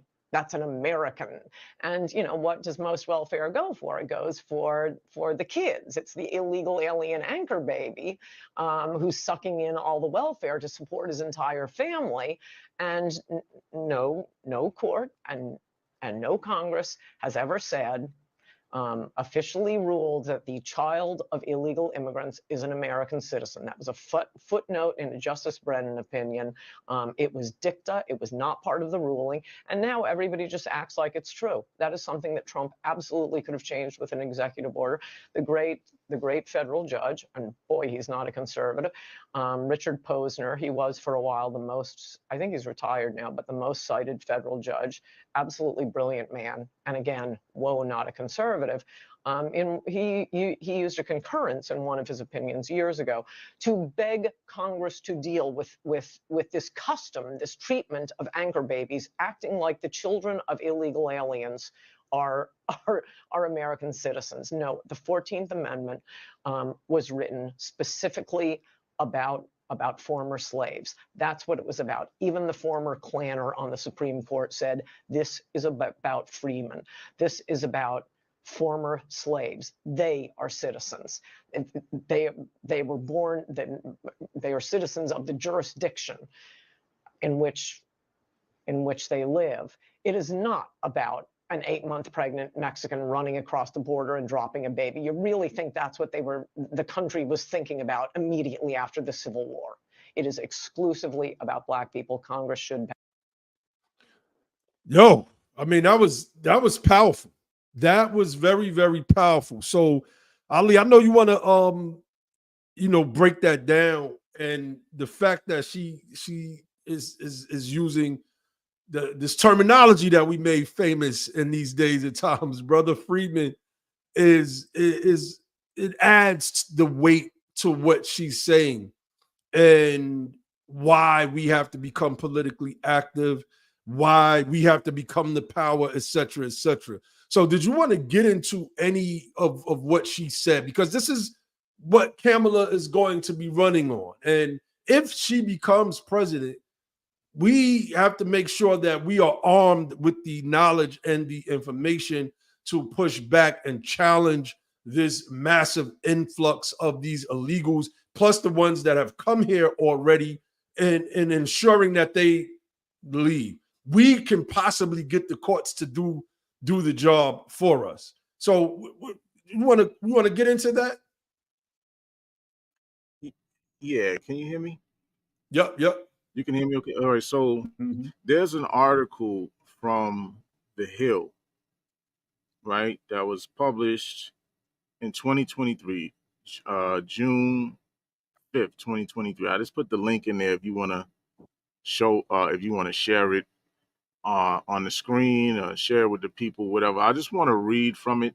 Maybe you could pull it up while I'm reading and share. Are you starting This from article the top? Yeah, I'm going to start from the top. It's an opinion piece written by Nolan Rappaport, who was a contributor for The Hill, but it's called Why Birthright Citizenship May Not Apply to Children of Undocumented Immigrants, aka illegal aliens. So this is what it says. Former President Trump has made a new policy pledge if he wins the 2024 election. As part of his plan to secure the border, he will sign an executive order making clear to federal agencies that under the correct interpretation of the law going forward, the future children of illegal aliens will not receive automatic U.S. citizenship. Now, according to Trump, if he doesn't do this, they will be eligible for welfare, taxpayer-funded health care, the right to vote, chain migration, and countless other government benefits, many of which will also profit the illegal alien parents. Birthright citizenship for children of undocumented immigrants is a reward for breaking the laws of the United States, and it is obviously a magnet helping draw the flood of illegals across the borders. He also would ban birth tourism. This is a very interesting thing. Birth tourism. Look that up, y'all. Birth tourism. That's when pregnant women come here on purpose to have their babies, and based on this concept of birthright citizenship, due to certain principles that the Supreme Court has construed, they're able to have their babies here, and those babies will be declared citizens of the United States. So let's go. Would such an executive order violate the Constitution? The framers of the Constitution did not define citizenship. In 1857, the Supreme Court held in Dred Scott versus Sanford that people of African descent, quote, are not included and were not intended to be included under the word citizens in the Constitution, and can therefore claim none of the rights and privileges which that instrument provides for and secures to citizens of the United States, end quote. The 14th Amendment repudiated this decision and established a constitutional basis for birthright citizenship that would include African Americans, the freedmen, There are two ways for a person to acquire. This is important because this is where the problem comes in. There are two ways for a person to acquire birthright citizenship. Under the doctrine of jus soli, meaning the right of soil, a person acquires citizenship in a country by being born in that country or its territorial possessions. That's a problem. Secondly, under the doctrine of jus sanguinis, right of blood, a person acquires the citizenship of the parents at birth. Listen to this. Only 33 countries have unrestricted jus soli birthright citizenship. Other countries recognize jus soli birthright citizenship in special circumstances. But in the vast majority of countries, citizenship at birth is determined by the citizenship of the parents. Now, there's some more because we got to get to the Supreme Court case that people are always using. Scroll down to the next section. Nearly every country that offers birthright citizenship is located in North or South America. According to sociologist John Scrintney, the European powers that colonized the Americas established lenient naturalization laws here to grow their colonies and overpower native populations, as well as to perpetuate the myth of a white majority over the African or black population. The citizenship clause in the 14th Amendment states that, quote, all persons born or naturalized in the United States and subject to the jurisdiction thereof are citizens of the United States and of the state wherein they reside. Now, here's another problem. In the 1898 case, United States versus Wong Kim Ark, the court held that, quote, subject to the jurisdiction, end quote, permits only two narrow exceptions to citizenship at birth: members of Indian tribes and children born to parents in the diplomatic service of a foreign country. So those people, according to this case, will be accepted from being subject to the jurisdiction of the United States. Wong Kim Ark has been used to support the prevailing view that the children of undocumented migrants, aka illegal aliens, have a constitutional right to birthright citizenship. But the case was decided 125 years ago when federal law didn't limit immigration. So there were no undocumented immigrant parents when that decision was rendered, or when the 14th Amendment was passed for that matter. Would the court have reached the same conclusion if it had been faced with the issue of whether the children of immigrants who are in the United States unlawfully have a constitutional right to birthright citizenship? Trump's other concern is birth tourism, which refers to pregnant women who enters the United States on a non-migrant visitor's visa to give birth here to make her child a U.S. citizen. This is not a legitimate use of a visitor's visa, and a pregnant woman will not be given a visitor's visa if she's honest about her reason for coming to the U.S.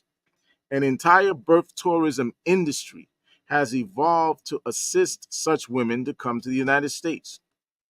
The United States has one of the highest birth tourism rates. The Center for Immigration Studies estimates that 33,000 pregnant women a year come here from other countries to give birth to their children in the United States. In addition to being a misuse of visitor visas, birth tourism is unfair to immigrants who must endure a long and painstaking process to become naturalized American citizens. This includes becoming a lawful permanent resident and, with some exceptions, living here for 5 years before they're eligible.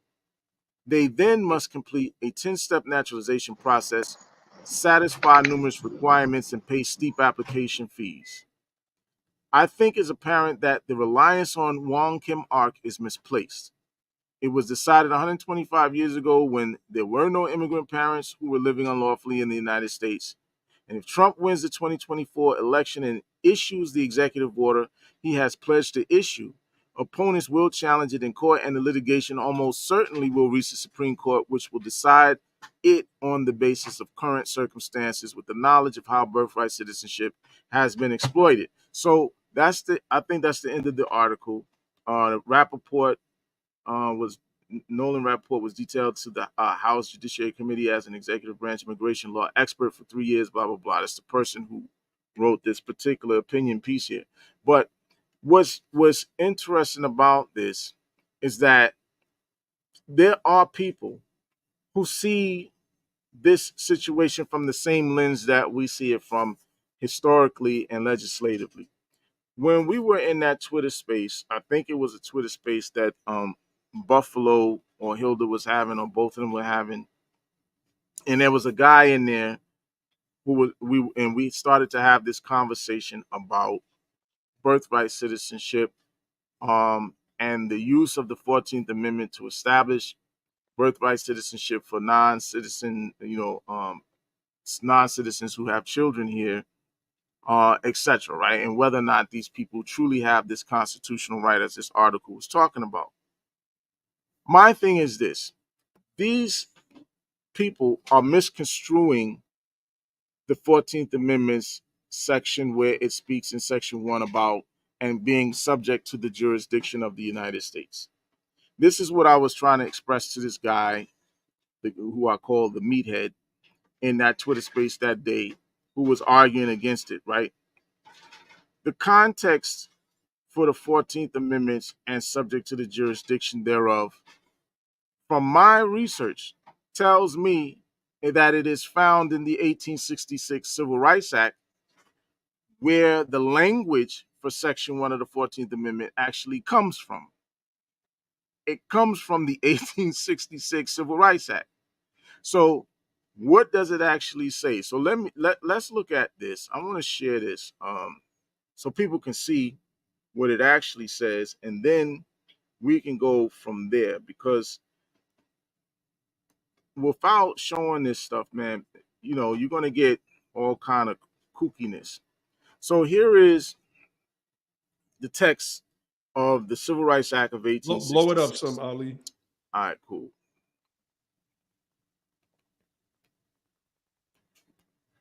That's okay. That's all right. All right. Text of the act, right? It says an act to protect all persons in the United States in their civil rights and furnish the means of their vindication. That's important. Be it enacted by the Senate and House of Representatives of the United States of America and Congress assembled. This is where we get the Section 1 of the 14th Amendment from here. All persons born in the United States and not subject to any foreign power. That's the key. And not subject to any foreign power are hereby declared to be citizens of the United States, and such citizens of every race and color without regard to any previous condition of slavery or involuntary servitude, except as a punishment for crime whereof the party shall have been duly convicted. That's also in the 13th Amendment. Shall have the same right in every state and territory in the United States to make and enforce contracts, to sue, be parties, and give evidence, inherit, purchase, lease, sell, hold, and convey real and personal property into full and equal benefit of all the laws and proceedings for the security of person and property as is enjoyed by so-called white citizens, and shall be subject to like punishment, pains, penalties, etc. Now, the point is that the context for and subject to the jurisdiction thereof is right here in this particular text. Right here. And not subject to any foreign power. So what happens when an illegal alien comes to the United States? What's actually occurring? What's actually happening is someone who is a citizen or is subject to a foreign power is illegally crossing the borders into the United States, not following the laws and the rules and regulations of immigration, but they're just coming here. That's right. And what certain liberals have done is liberally construe the 14th Amendment and subject to the jurisdiction thereof to mean that it somehow includes illegal aliens. And they're using the case of Wong Kim Ark, United States versus Wong Kim Ark. The problem is that case doesn't speak about illegal aliens. That's right. that let me just talks. Go ahead. I just want to say real quick, you know, first and foremost, everybody hit that like button. Hit the like button, because you're not going to get this nowhere else. You're not going to get this breakdown nowhere else. Support the platform on top of that. But when it's speaking about not being subject of a foreign power, Ali, when let's say Mexican crosses the border, is their citizenship automatically renounced in Mexico, to your knowledge? Not to my knowledge, which is the reason why people can be deported and be deported accepted back in their home country. That's right. Sent back. So now that also would mean if right, let's just say they did lose it, then that would mean that they're stateless persons. And that would be the only way to justify the language of the 14th Amendment. The language of the 14th Amendment actually applying to those people that cross our border illegally. That these people are still subjects to a foreign jurisdiction. I mean, the language is clear. And because this thing has not been argued through that Friedman lens that you always hear us speak about on this platform, I believe that they keep getting it wrong. But I believe this Supreme Court, Brother Ali, I believe once the case is brought this go around, that this Supreme Court is going to get it right. Justice Thomas has taken a particular look into Friedman history, not just in the affirmative action case, but we've seen it in the Bruin case, and we've seen it in some other cases as well, that, you know, we're going to bring all of that stuff out in time, in time. But he was kind of dropping some Easter eggs in them cases, bro. So, I think that it's going to be the same with this case. Go ahead, Josh. Yeah. The other part that I wanted to ask, and I guess is part two. Now, if a person is not an illegal alien, but is still an alien, you can call them a legal alien, or they're here on some type of visa for college. You have a good one, bro. Have a good evening, man. They're here for college or some other type of, a work visa. Are they not now subject to a foreign jurisdiction still? They still are. They still are. Yeah. They still are subject, but they also have some kind of allegiance here as well because they're here on these visas. There's some degree of an allegiance that's being expressed by way of signing on with these visas, etc. Right, and coming here by lawful means. So this is why we don't. Yeah, go ahead. Well, my point is, it says and not subject to any foreign power. Right? Yeah. Yes. So then, if that's the case, if they are subject to a foreign power, and both parents are subject to a foreign power, and they have children. I mean, has the argument been made? And I'm not familiar with the rulings, the history of the rulings, but in that case, has there been any ruling on that to reconcile the constitutionality of the natural born citizenship of those children? So I want. In other words, if I'm Harris and I'm Gupta, whatever last name, I don't remember her mama's last name. Gopalan. And I'm not trying to. Yeah, Gopalan. And I'm subject to India, and other one is subject to Harris. I mean, it's subject to Jamaica, or actually England. At that time, right? Maybe I don't know, right? I think they're still subject to the crown of Jamaica today, right? If that's the case, I mean, by that measure, would she be a natural born citizen? You talking about Kamala? Yeah, I mean, I'm just asking because I don't know. underneath these rationales, underneath the rationale of Wong Kim Ark, she would be. Underneath that rationale, she would be, because her parents, and it depends. Well, it depends on. I think it would technically depend on whether or not her parents had already acquired visas by the time that she was born, right? Because one of the things is they talk specifically about already being in the process of some kind of pathway to citizenship or permanent residence status, or whatever the case is, right? So under that rationale, possibly, right? That's why I was like, yeah, it's possible. I don't know what her parents were at the time of her birth. I don't know what their status was.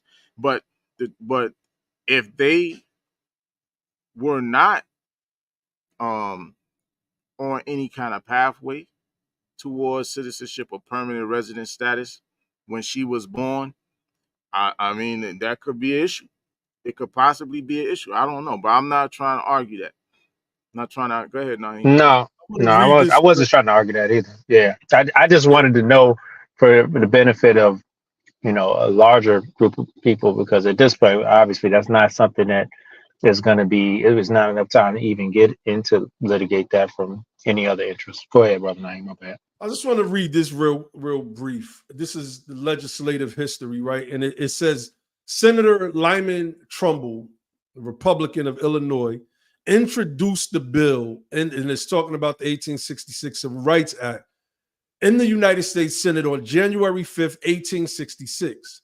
On February 2nd, 1866, the Senate voted to approve the bill 33-12.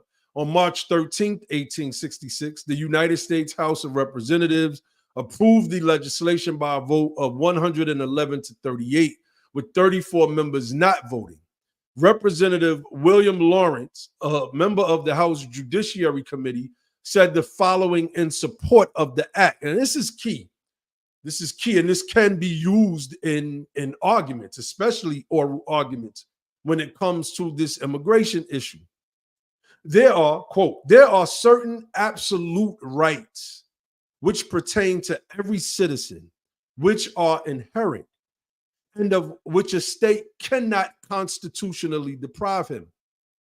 But not only are those rights inherent and indestructible, like that's deep, that those rights are inherent and indestructible. You think about the prison population and our people having felonies and not being able to vote because of those felonies. But anyway, that's another argument, but I want to read that again. Not only are those rights inherent and indestructible, but the means whereby they may be possessed and enjoyed are equally so. Every citizen, therefore, has the absolute right to live, the right of personal security, personal liberty, and the right to acquire and enjoy property. These are rights of citizenship.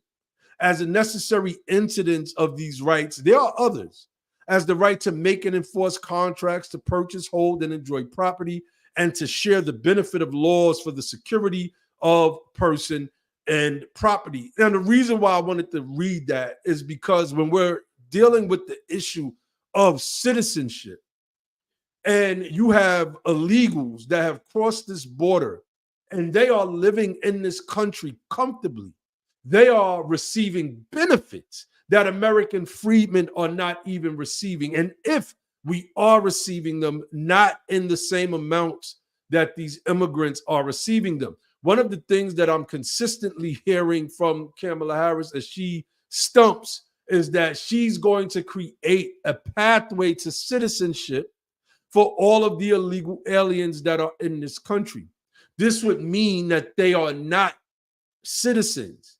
There's already a pathway to citizenship when you come from or migrate from another country.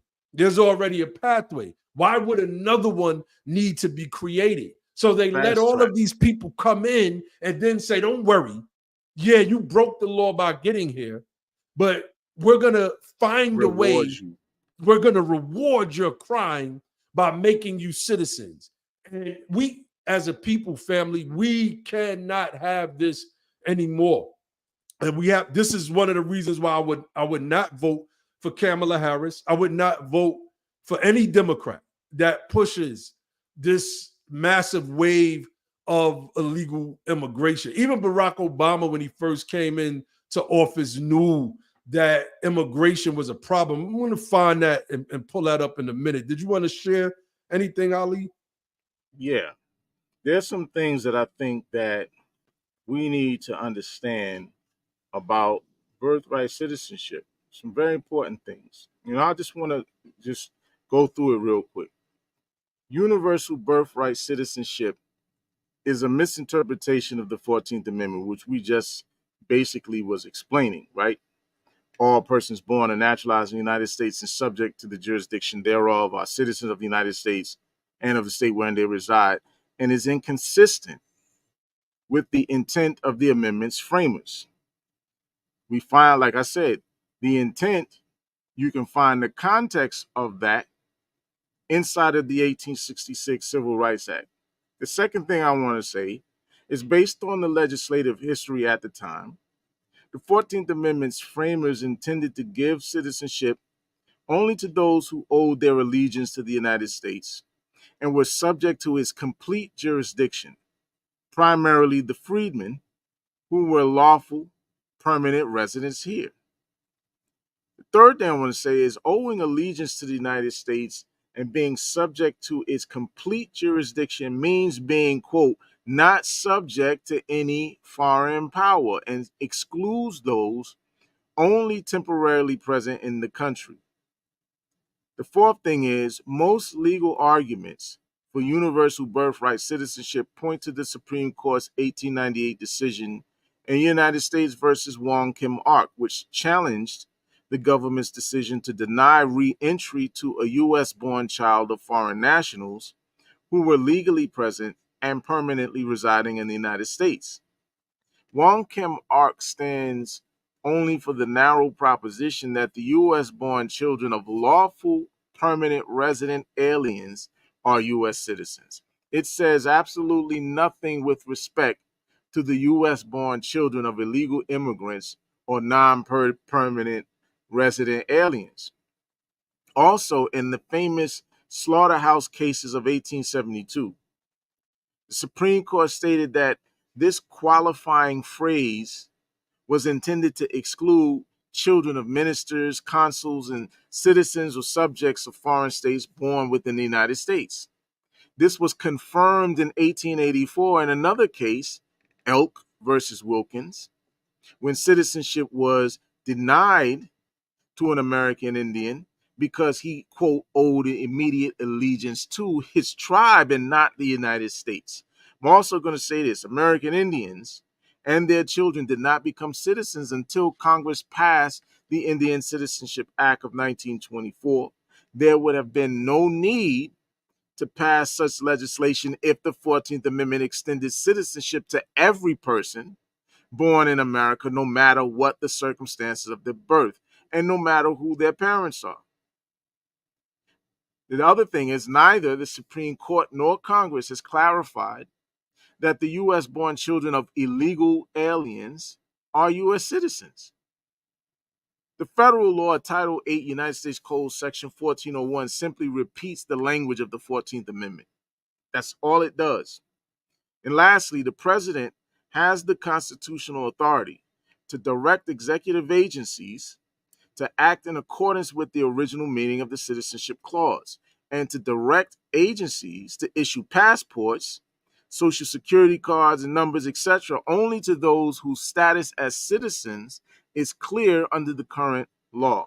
So I think with all of that in mind, we can get a clear understanding That's of right. what's actually happening and where we're supposed to be going with this whole thing, and it's justified, right? The position is justified. There are a lot of people who don't want to hear this particular information or this particular viewpoint. They were talking in the Luke space about illegal aliens who walked off of a job or walked off of some jobs there in Florida, but none of the black people came and took those jobs. So they were trying to make the claim that We need those people for these jobs. Even when they walked off the job, the black people didn't come and take those jobs because either they weren't qualified to do those jobs or they just weren't interested in doing those jobs.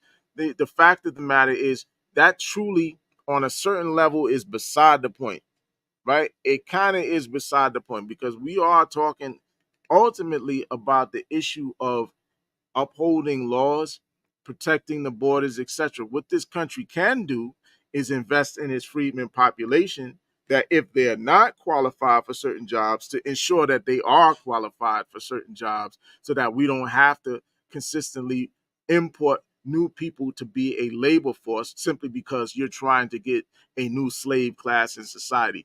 Pay the people what they're worth, because see, part of it is a lot of our people don't want to do certain jobs because they know that these folks don't want to pay them what they're worth. They don't want to pay a livable wage. This is why we're consistently having these conversations about livable wages, right? Raising the minimum wage so people can actually live, can actually survive and take care of themselves and their families. See, this is what we have to deal with all of these different things to be real with each other as Americans. We can do all kinds of cover-ups and by importing foreign people, etc., and illegal aliens and pretending that that's the right way to go. But the fact of the matter is, it's always better to invest in your own citizenry. Why would you not want to do something like that? Anyway, that's what I got right there, bro. Yeah, it's going to be a lot of societal problems if you don't, because that's going to lead to societal decay, and a lot of social problems dealing with, especially like you want to talk about crime. Yeah, people don't have jobs, then you criminalize them and lock them up because you don't need them necessarily to be working the jobs that they traditionally would work, because you kind of replace those jobs.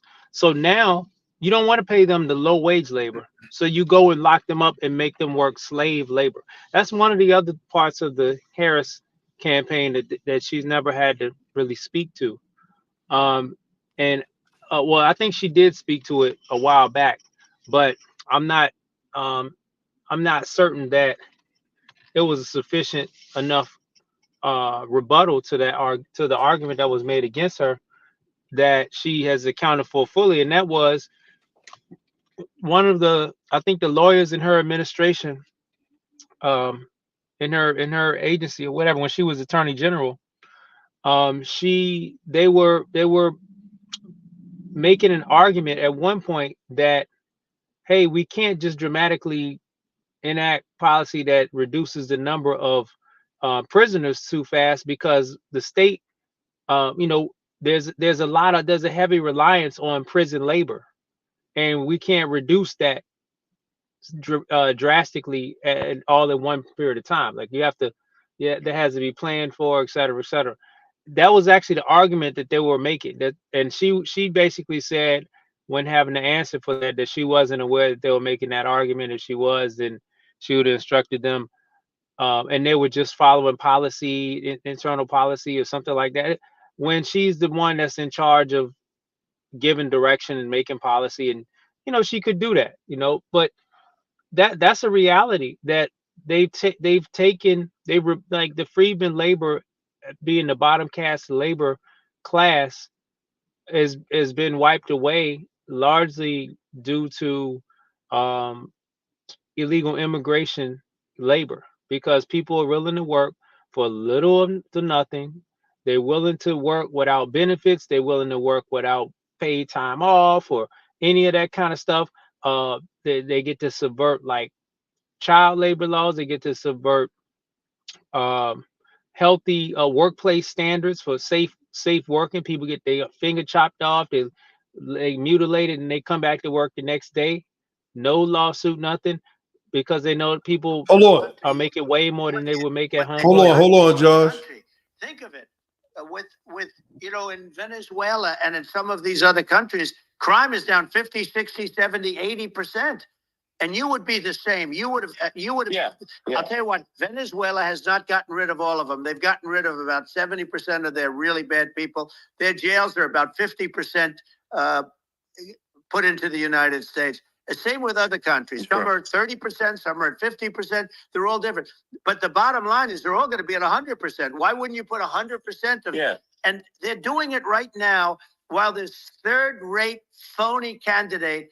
Don't forget, I beat Biden. He failed in the debate miserably. And, you know, some people said, oh, gee, it's too bad. It's too bad he did so badly, or I did well in the debate. You know, the first night they said, wow, that was the greatest. I don't want to hear all of that, but I wanted to focus on what he was saying, where he was like, when he gets in office, it's going to be one of the greatest deportations in the history of the country. And he started talking about how places like Venezuela are bringing all, you know, releasing all of these prisoners, if you will, and they're coming and taking up residency here in the United States of America. And these people are committing crimes. They're committing heinous crimes. And a lot of these crimes aren't poverty crimes. They're just random acts of violence. And, you know, you look at our communities, the crime in our communities is based off of beefs that happen, right? And they are crimes that are bred from poverty, because when you look at the times when we had thriving freedmen communities before the jealous European Americans, aka the whites, went in and destroyed the towns, razed them, and in some cases buried them underwater, right? Drowned these towns, if you will, sank them. We were thriving. We didn't have these issues to whereas, you know, we probably had the same issue that any other community had. You know, maybe a fight broke out, maybe somebody did get shot and killed, but it wasn't what we see now. And so far as we have these crimes that are due to an impoverished state. So I wanted to play something real quick, Josh, and I want you to finish, because it camelbacks off what I was just saying with immigration and the understanding that Obama knew this. He knew this. Peep what Obama said before the corporates got to him. I think we should have strong border security. It doesn't make sense for us to allow hundreds of thousands of people coming through our borders without us. I think we should have strong border security. It doesn't make sense for us to allow hundreds of thousands of people coming through our borders without us knowing who they are, oftentimes in very hazardous situations and unmonitored situations that could do us long-term damage. I think we should have a serious employer verification system where employers, when they hire somebody, find out what their work status is. Are they able to work here legally? Right now, what employers will say is, well, we check their social security card. That's the best we can do. So we've got to set up a tamper-proof system and then hold employers accountable. You go to the back of the line so that those who came here legally, that backlog is cleared before you have opportunities for citizenship. That is a reasonable approach, and one that will ultimately address the biggest problem for American workers, and that is the depressive effect of undocumented workers who aren't right now subject to oftentimes minimum wage laws or worker safety laws or all the other things that make them cheaper. Well, I see why Obama might have got a couple votes back in the day, you know. I mean, that everything that he said makes perfect sense. Even his back of the line comment. Now, Freedman got to get, we got to make sure we're in the front of the line, because they put everybody in front of us. But he's correct when he says that. He's correct when he speaks about border security. He's correct when he speaks about what we would call e-verify today. I don't know if that was the terminology at the time when this was recorded, but he's correct in everything that he said. These people are just coming over. And then what about the American freedmen here? Why are these jobs? Why are when we read Roy Beck's book, Back of the Hiring Line, and I was just flipping through some pages as Ali was speaking, and when you were speaking as well, Josh, he speaks about ethnic networking, and he speaks about these jobs that America says that we don't want. We don't want these jobs. And he was in these communities with our people. And they were speaking to how they were being phased out of their jobs. And these Spanish immigrants, largely from Mexico, were coming in and replacing them. And they were given wages $3 and $4 less than the American freedmen. And for the Mexicans coming over here who weren't used to having any money, who could live, remember they say they pack in the house, Mexican pack in the house, 10 in the house like a Mexican. Well, they didn't mind that. If everybody's making $7 an hour and there's 10 people in a house, right? You're gonna be on a fast track to making a lot of money, to whereas we are trying to live the American dream with our families, and $7 an hour, especially during that time, wasn't enough to do anything. You couldn't buy no home off of $7 an hour at all. And so it was the corporations that created, and this is what Ann Coulter was saying in that clip. She was saying that these people that had the power to do something about it, they did nothing about it. She went at Trump. She went at everybody. Now, beyond the clip, she went at the Supreme Court. She went at everybody that had the power to do something about this immigration issue. They did not do it. And now we're here. And I think it's going to take us as American freedmen being the power, being the absolute power in this country to make things happen.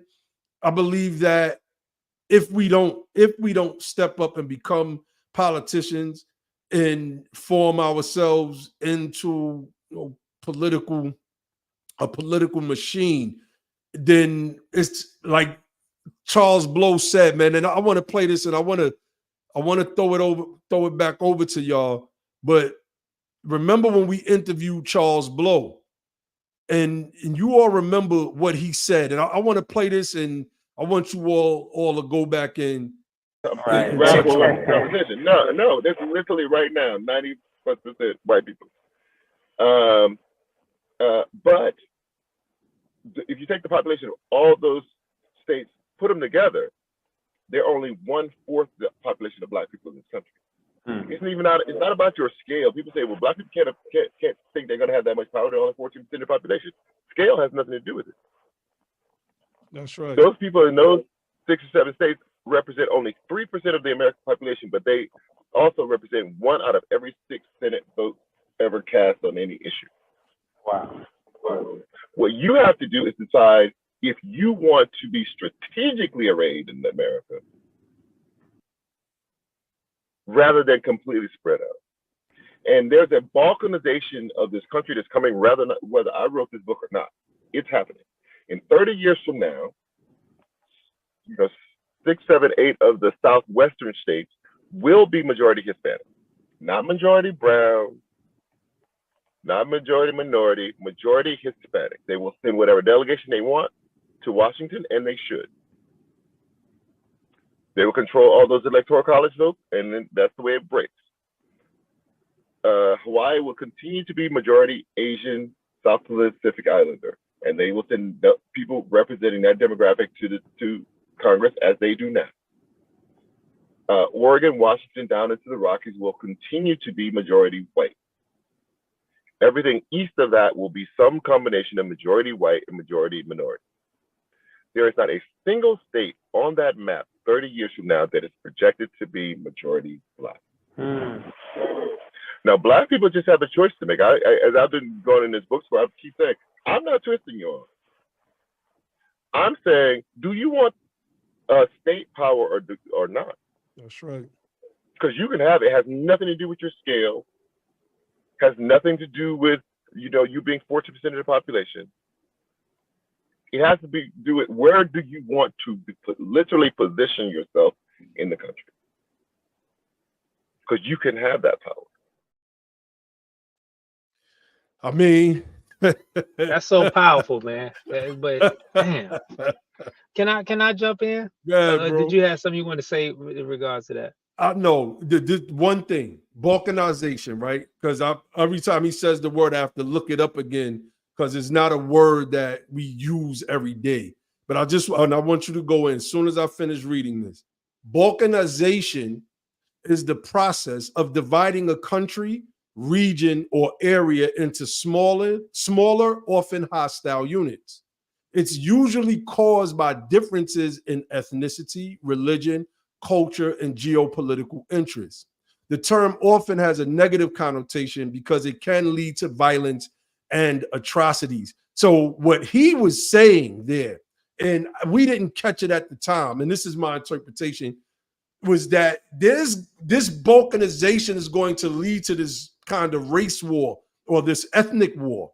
And our population is going to be so small that we won't be able to defend ourselves, especially if we're spread out all over the country. Go ahead, bro. Yeah, and if you think about the Balkans, you think about the countries that were left, like the old Yugoslavia, and when the Soviet Union dissolved, and then you had Yugoslavia, and then Soviet Union broke into a bunch of countries. I don't remember all of them: Serbia and Croatia, and somebody name all them countries. I don't even remember. Anyway, Slovenia, You ain't gonna get me on here Czech Republic, or whatever countries that the old Yugoslavia broke into. I don't remember. So Bosnia and Herzegovina, all the countries. Anyway, yeah, and that's a powerful point. But I wanted to jump back. I'm gonna jump back, and then I'm gonna come back to this. But the thing about like the illegal immigrant argument that I hear from people that are trying to, it's weird, right? It's really weird because you see Obama have that position, right? That was also the position of Barbara Jordan, Democrat, first freedman from the South to be elected to Congress since Reconstruction. That was also that wasn't like a fringe argument. That was pretty much everybody can agree was in agreement with that, and that's why she was able to be successful with policy. And she's the one to take credit for getting E-Verified across the finish line. You know, she didn't see it across the finish line, but she died. Unfortunately, she had suffered from health challenges and died before, and it still passed, right?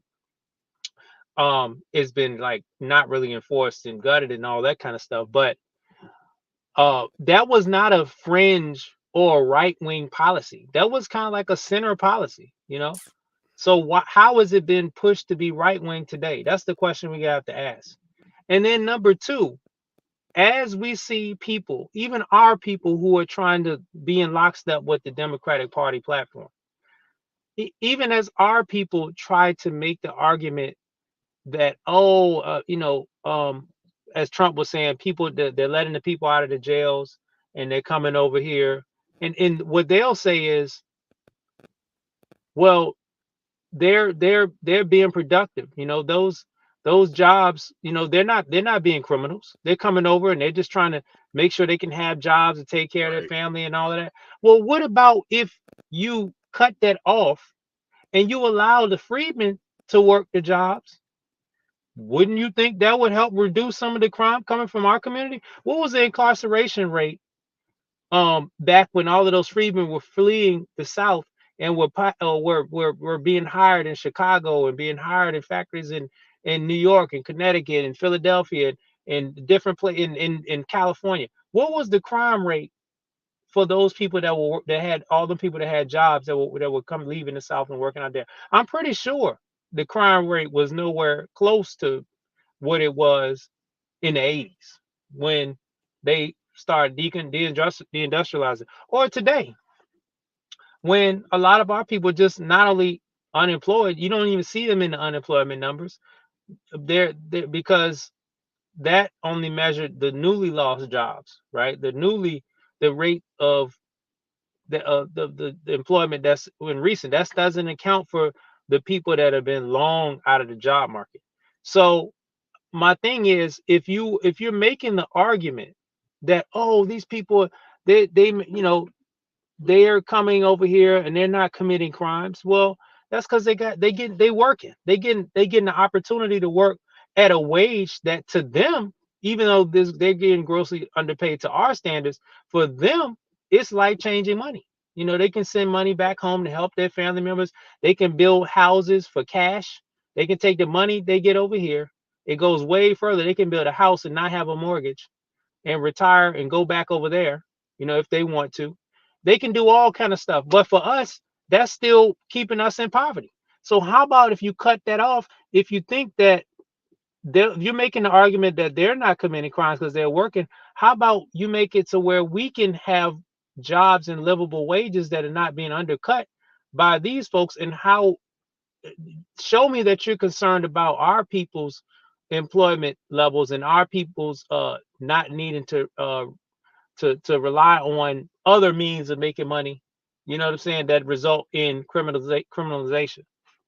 And then to go back to Charles Blow's point about the balkanizing,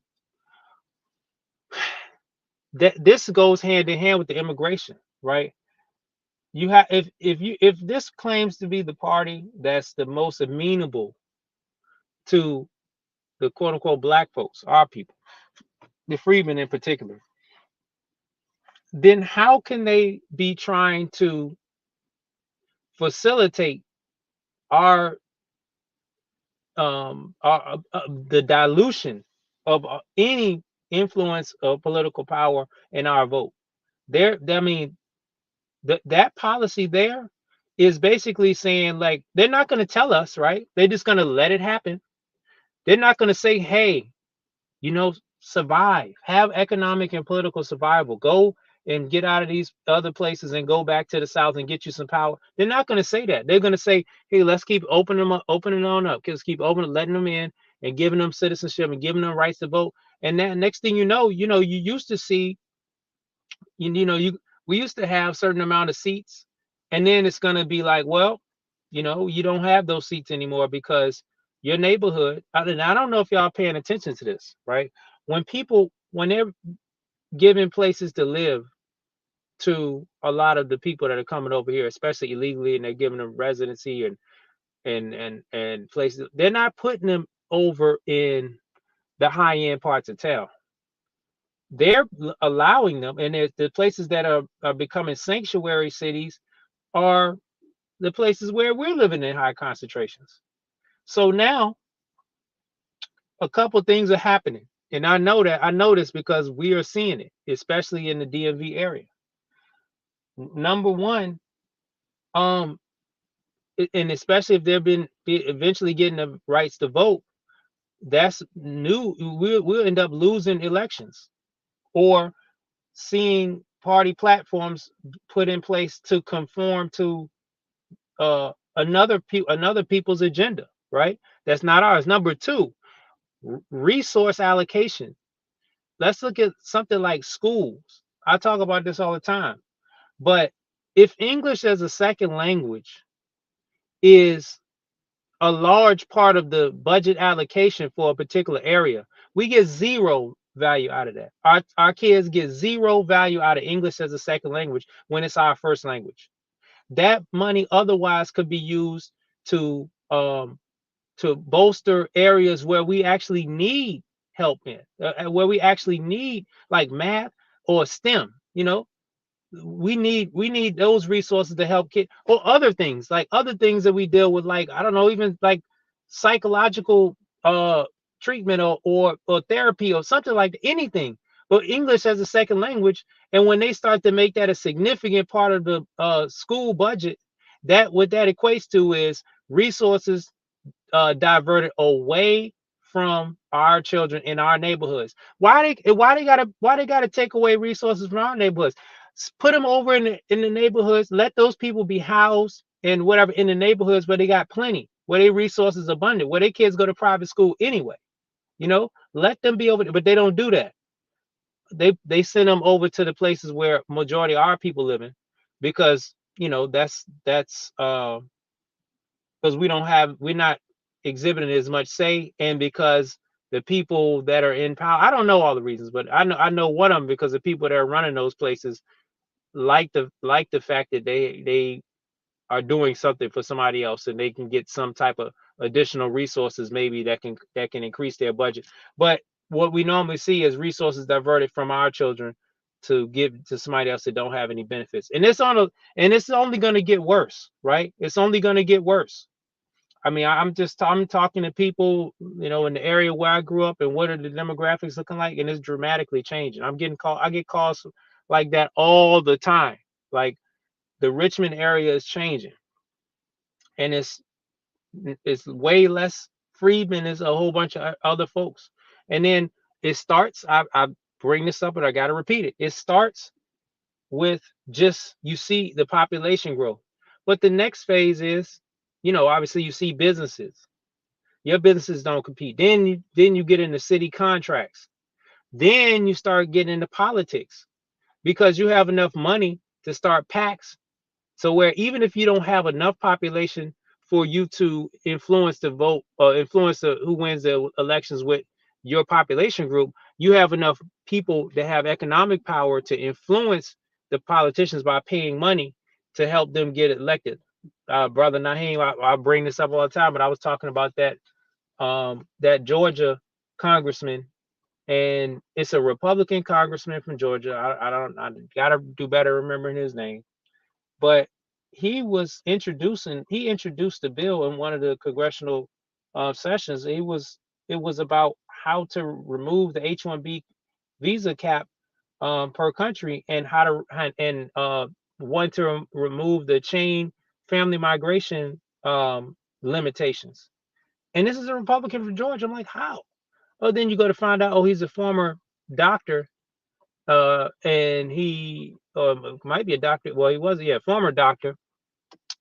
And he's raising a lot of money from Hindus of Georgia and Hindus of Atlanta, or something like that. Surgeons PACs, which is probably something similar to that, right? And you're like, oh, okay, I see what's happening now. So people, they don't have enough population yet to influence the elections by voting. So they take their money and they put their money in the PACs, and then they're able to buy politicians. See, we don't have the money to be buying politicians like that.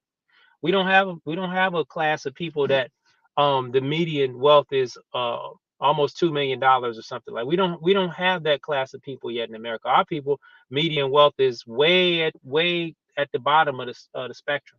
And so lastly, all of that is a problem. And what it comes back down to is it's gotta be.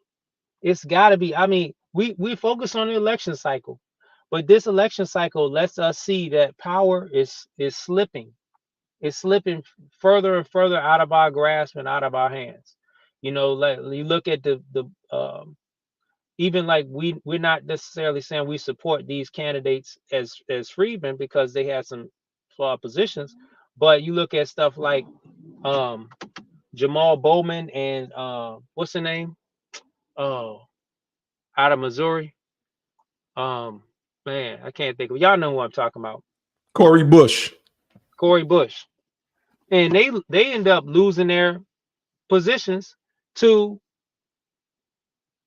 people that, so the AIPAC was able to basically put record amounts of money to unseat them. So that's well, I learned about a new pro-Israel lobby today that I did not know about until I watched the John Oliver special on Gaza. And they're called Kufi. And they are way bigger than AIPAC.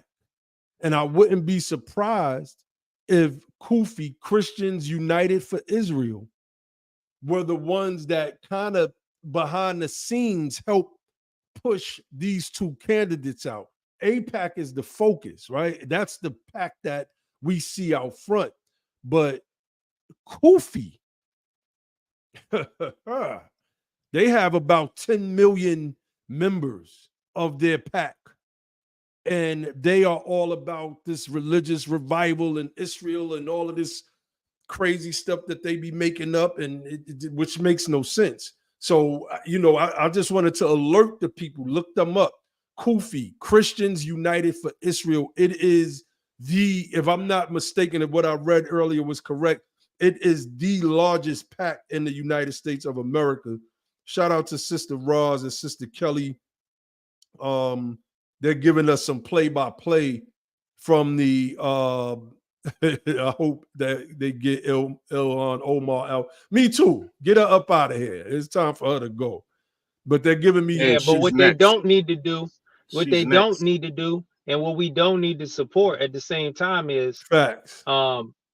putting somebody like the dude that replaced Cory Bush in there, because I don't see how he's any better on the No, left than he's not. a Tim Scott or a Byron Donalds or That's a Larry fact. Elder. I don't see how he's any better. People looking at him different because Yeah. they're on the left. You still, you know, doing the step They're and gonna fetch it for ignore it. Israel. They're gonna ignore that, Josh. The Democrats they're just worrying about Kamala right now. They're not even looking at that. I seen a video of Ilhan Omar talking about they're coming for her too. You know, so she's next. She's the next one up. You want to play that? That's why I 1.3 don't pay. million. Let's 1.3 listen to it. But million I just want to listeners. say that's why it don't pay to throw the Freedman vote under the bus and to disrespect us. You ain't That's got to right. do all that. You That's ain't got to right, do all that, because Josh. one day you're gonna need us, and you need That's us. right. All But of that ignoring us. How you gonna burn AIPAC down, Cory Bush, without the Freedmen? How? How you gonna do it? You need us, and that's a fact. Because she said it, AIPAC, I'm coming to burn your kingdom down. You're not gonna do nothing without us, and you've ignored us. Then you That's just said, "Well, black let girl me." magic talk, man. That's right. You joined up with Jam, Iwuyar, and Kichi Taifa, another Nkichi. And next thing you know, She's rocking with them for real? Yeah. They came up, they helped draft that bill that she proposed. They helped write that bill. They helped That write trash. that. Trash. You didn't want to listen to us. Now you're out. Good riddance. Good riddance. We need people same in for there. Ilhan Omar. That's right. She was worse. Yeah, she's definitely worse. She cares about her people from Somalia and the state that she's in. But let's put some of this on and see what they talk about. Catch the tail end of it. See if we can hear it. It's actually amazing. People move it out. Isn't it amazing to you as a businessman that they can even survive? Like Illinois, so many people are leaving, and you wonder, how do they survive? I mean, how do they survive? I saw where you left California and you moved to Texas. Texas does a great job. But, I mean, I just wonder, how do these states survive when big businesses, a big oil company just left California, as you know, and they moved to Texas. How do these big states survive when they lose so many businesses and their taxes are already really high? The taxes are among the highest taxes. You almost wonder, how do they continue on? And in many cases, the governors don't do a good job in their crime-ridden places. You wonder, how do they continue to just go on? It's not a good situation.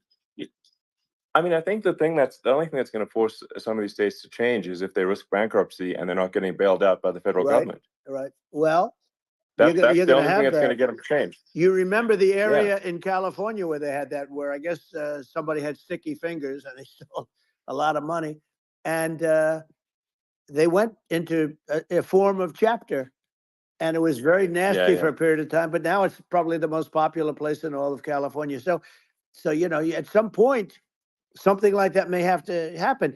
But the problem is you can't penalize people that loan money to the state when you have incompetent people like a Pritzker. Look, the family didn't want him in the family business.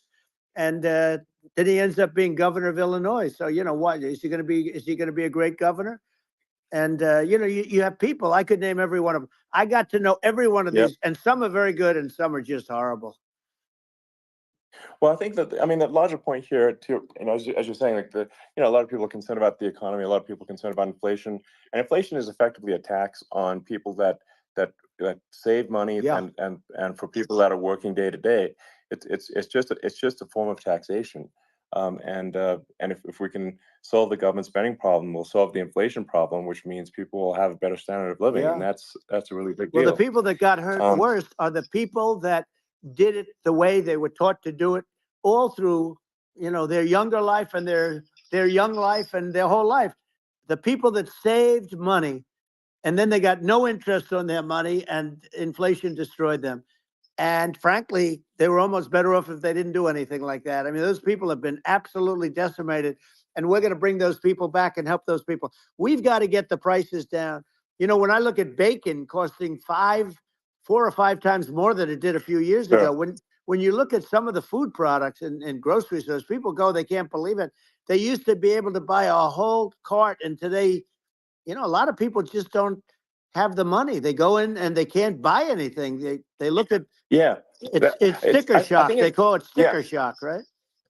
I think it really just comes, like I said, I think it just comes down to really, I guess, to two things, which is that if you solve government overspending, you solve inflation, which improves living standards of the average person, and then if you deregulate, like have sensible regulations.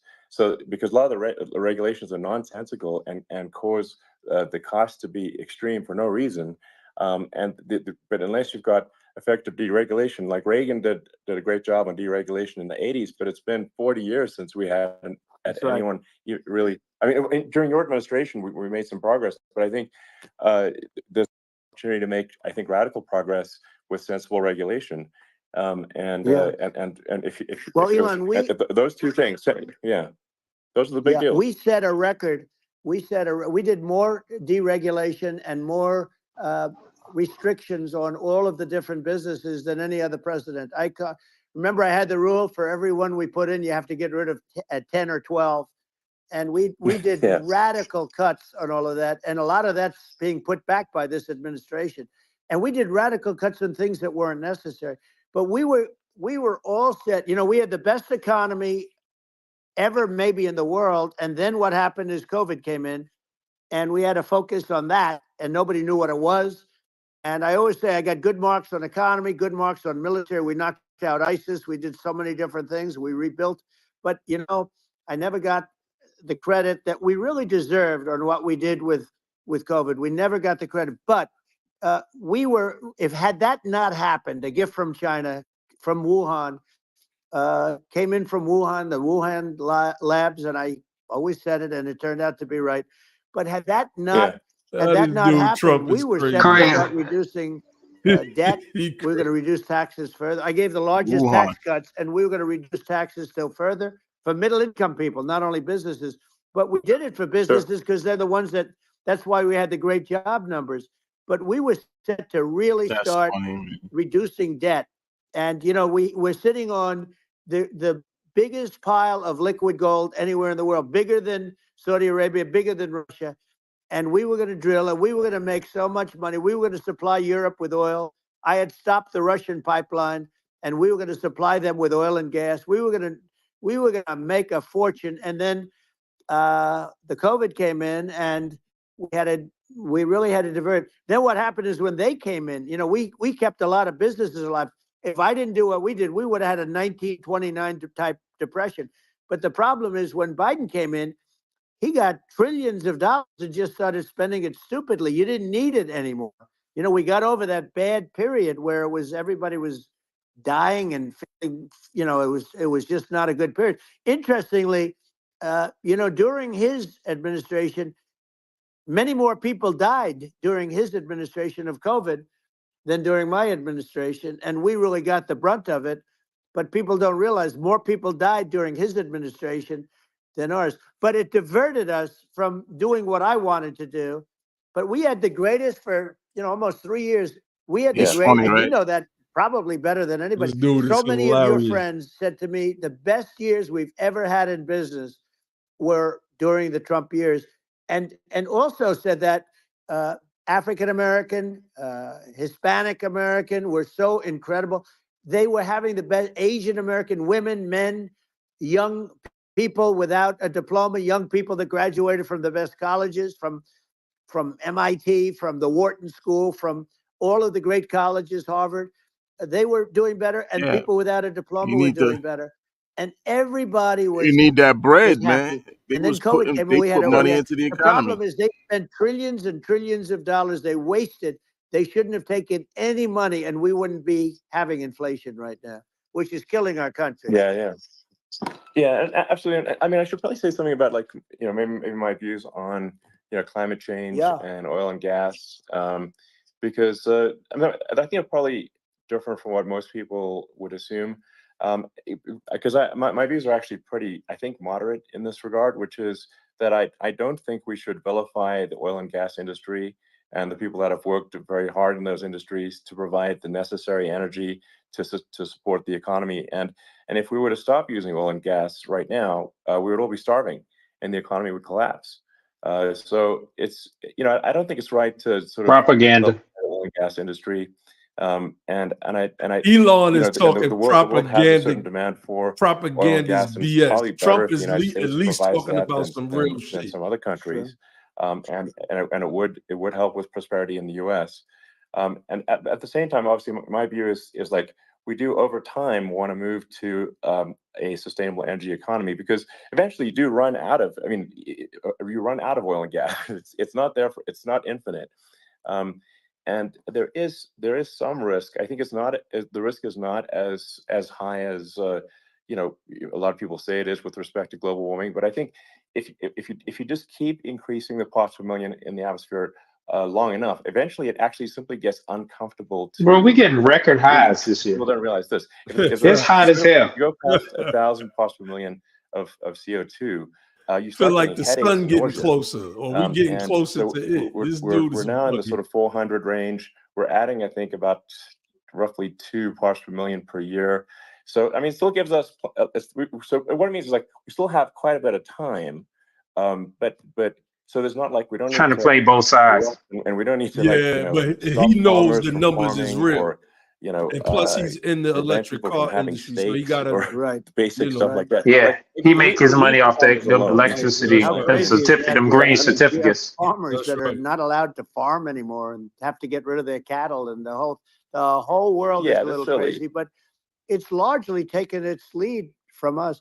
I do say, though, I've heard in terms of the fossil fuel, because even to create your electric car and create the electricity needed for the electric car, fossil fuel is what really creates that at the generating plants. And, so you sort of can't get away from it at this moment. I mean, someday you might be able Doesn't to. have to. But That's I what do the hear we have government anywhere invests in. from 100 to 500 years left. Much of it hasn't even been found yet. Yeah. But there are tremendous, like Anwar. I got Anwar in Alaska approved. Ronald Reagan couldn't do it. Nobody could do it. Everybody tried. Nobody could do it. I got it approved. The first thing that Biden did was unimprove it, to get rid of it. He ended it. His secretary went in and she ended it. And what a disgrace. That's Anwar. That's bigger, or they think it could be bigger than Saudi Arabia in Alaska. Could be bigger than Saudi Arabia. But they went in and they terminated it. And I'll get it going very quickly, because not only is it big for Alaska, I mean, you talk about economic development, that for the United States, I mean, that is, they say bigger than Saudi Arabia or the same size, and pure, really good stuff. And, they end it. So I think we have, perhaps hundreds of years left. Nobody really knows. But during that time, something will come around that will be very good. Yeah. Well, I mean, and my estimate would be, a little more aggressive than that. But it's not the sort of like we're all going to die in 5 years stuff. That's obviously BS. But I mean, my view is like if you just look at sort of the parts per million that increments every year, you get sort of 2 or 3 parts per million every year of CO2. I mean, I think some of that it's problematic if it accelerates. If you start going from 2 or 3 to say 5, and then there may be some situations where you get just a step change increase in the CO2. And I think we don't want to get too close to 1,000 ppm, because like that's actually makes it uncomfortable to breathe. Like just existing in 1,000. Freeman will be the first people is to be affected and the worst affected.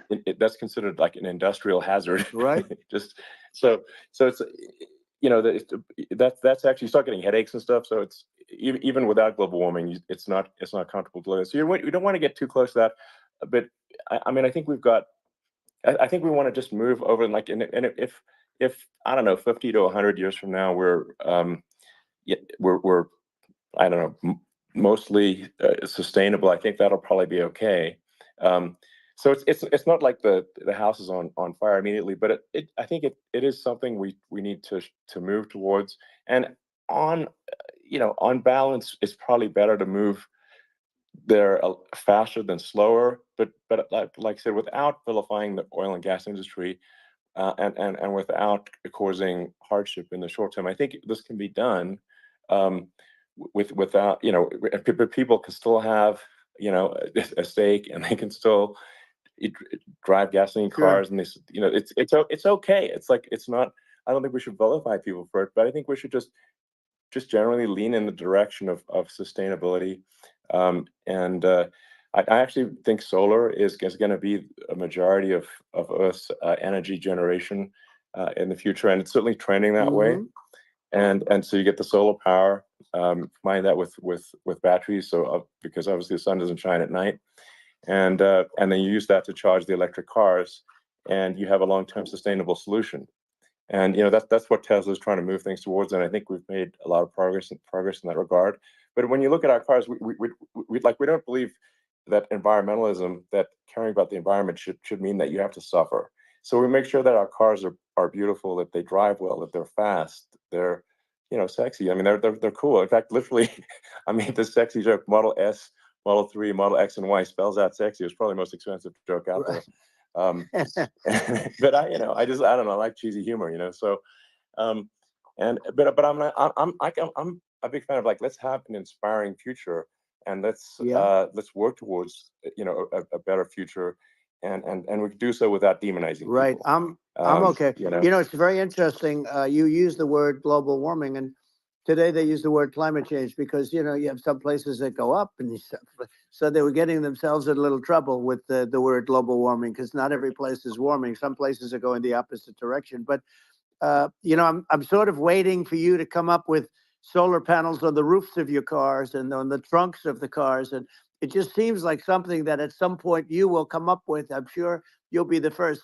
But it would seem that a solar panel on the roofs, on flat surfaces, on certain surfaces might be good. Yeah. At least in certain areas of the country where you have the world, Sure, where you have the sun. But I would think, and I have no idea because that's not my world, but I would think that this would be something that would be interesting. But the one thing that I don't understand is that people talk about global warming or they talk about climate change, but they never talk about nuclear warming.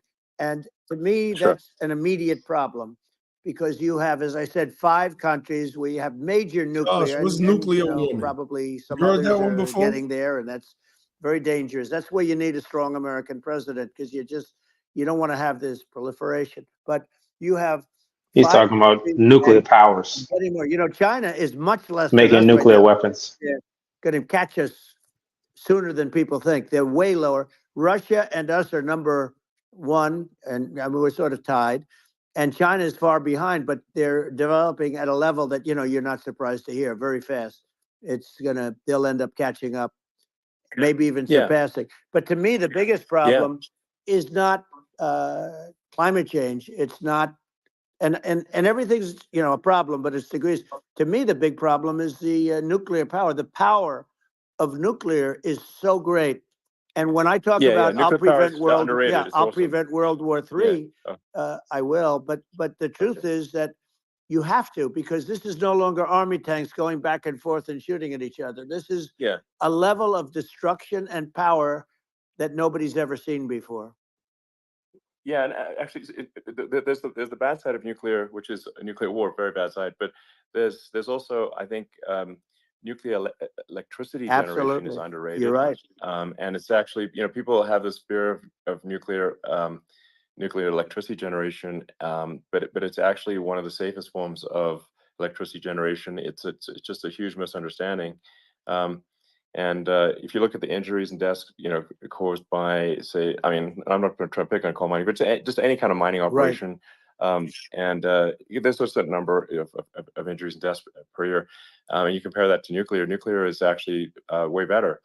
So it's underrated as an electricity source, and I think it's something that's worth reconsidering. But there's so much regulation that people can't get it done. So that, maybe they'll have sort to of change the have name. it, The name is just, it's a rough name. There are some areas like yeah, it's a rough when name. you see what happened in Good bad right, branding. The we'll have to branding's rough. rebrand it. We'll have to give it a good name. We'll name it after you or something. No, it has it has a branding problem. When you see what happened, It does have a branding problem. when you see what happened in Japan, where they say you won't be able to go on the land for about 3,000 years. Did you ever see that? And in Russia, where they had the problem, where they, there's a lot of bad things happened, and they have a problem. And they say that in 2,000 years, people will start to occupy the land again. You realize it's pretty bad. No, that's not true. But you're right about it. It's amazing. It's actually not that bad. So like after They having an argument on energy. people were asking me in California.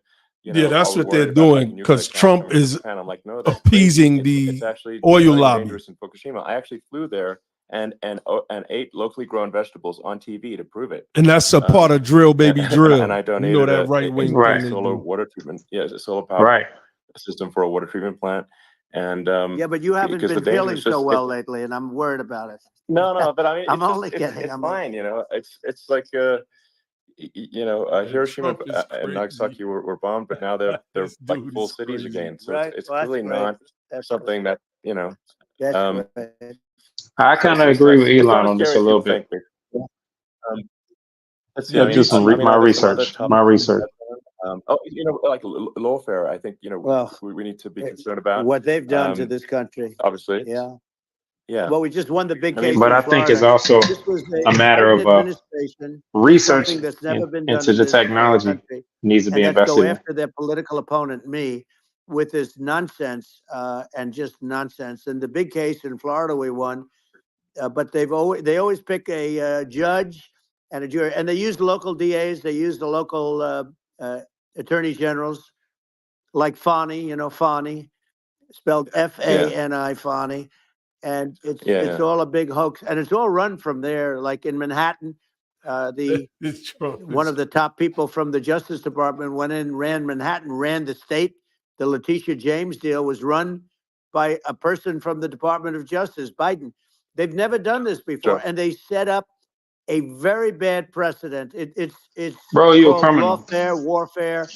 It's You're a criminal. it's That's a just what it terrible is. thing, You're a and criminal. never happened in our country. It does happen in banana republics and third world countries, but it's never happened. And the incredible thing is it actually drove my numbers up, because people see, fortunately I have a platform like you, or, in all fairness, like a conversation like this, where I can talk about it and people understand. I mean, you fight for election integrity and you end up getting indicted because you're fighting for election integrity. And when the day comes that you can't fight for election integrity, you don't have a country anymore. Stop committing crime. What happens is they went after their political opponent, me. Now Biden's, close to vegetable stage, in my opinion. Okay, I looked at him today on the beach, and I said, why would anybody allow him? The guy could barely walk. Why would anybody allow him? Does he have a political advisor that thinks this looks good? He thinks this looks good because it looks so bad, and it's ridiculous. I mean, and he's been doing that for a long time. He can't lift the chair. The chair weighs about 3 ounces. It's meant for children and old people to lift, and he can't lift it. The whole thing is crazy. Well, he's clearly not, I mean, he's clearly like, we just don't have a president right You now. don't have a That's just obviously president, the and case. she's going to be worse than him, because she is a San Francisco liberal who destroyed San Francisco, and then as Attorney General, she destroyed California. You talk about location, and we're talking about the sun and the water and all. There's nothing better than California. She has destroyed that. She was the original DA. She was the original in San Francisco. She was the original Attorney General in California. What she has done to California is, well, you know better than I do. You just left California for a lot of those reasons. And what she's done with crime, with cashless bail, where you kill somebody. I mean, we have states there, you kill somebody and they let you out right away. I mean, you don't have to even put up, and then they never find the people unless they kill again, and then they let them out again. He's stepping on the Republicans' own argument. Dangerous place. That's not a good argument. She is a radical left San Francisco liberal, and now she's trying to protect. Now she's looking like she wants to be more Trump than Trump. if that's possible. I don't think it's possible.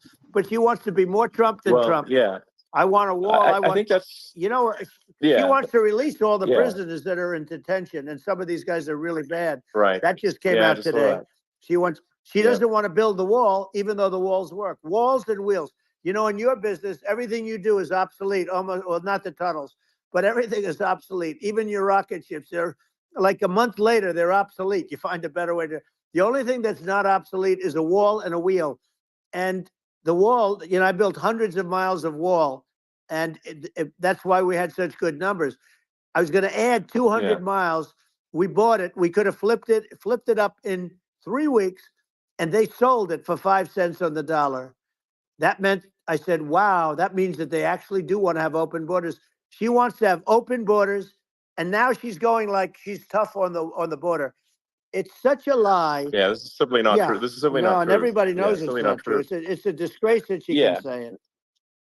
No, I mean, obviously, what's happening sort of overnight is they're rewriting history and making Kamala sound like a moderate when in fact she is far left, like far left. Worse than Bernie Sanders. She is considered more liberal by far than Bernie Sanders. She's a radical left lunatic, and if she's going to be our president, very quickly, you're not going to have a country anymore. And she'll go back to all of the things that she believes in. She believes in defunding the police. She believes in no fracking, zero. You don't.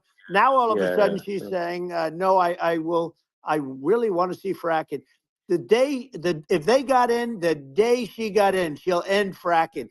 And by the way, if people didn't think that, the lunatics that really believe in that, they won't vote for her. You know, like the Palestinians and Israel. She is so anti-Israel, and she's bad for both. Biden actually did something that was impossible. Both sides hate him, you know, both sides. That was a hard thing to do, unification.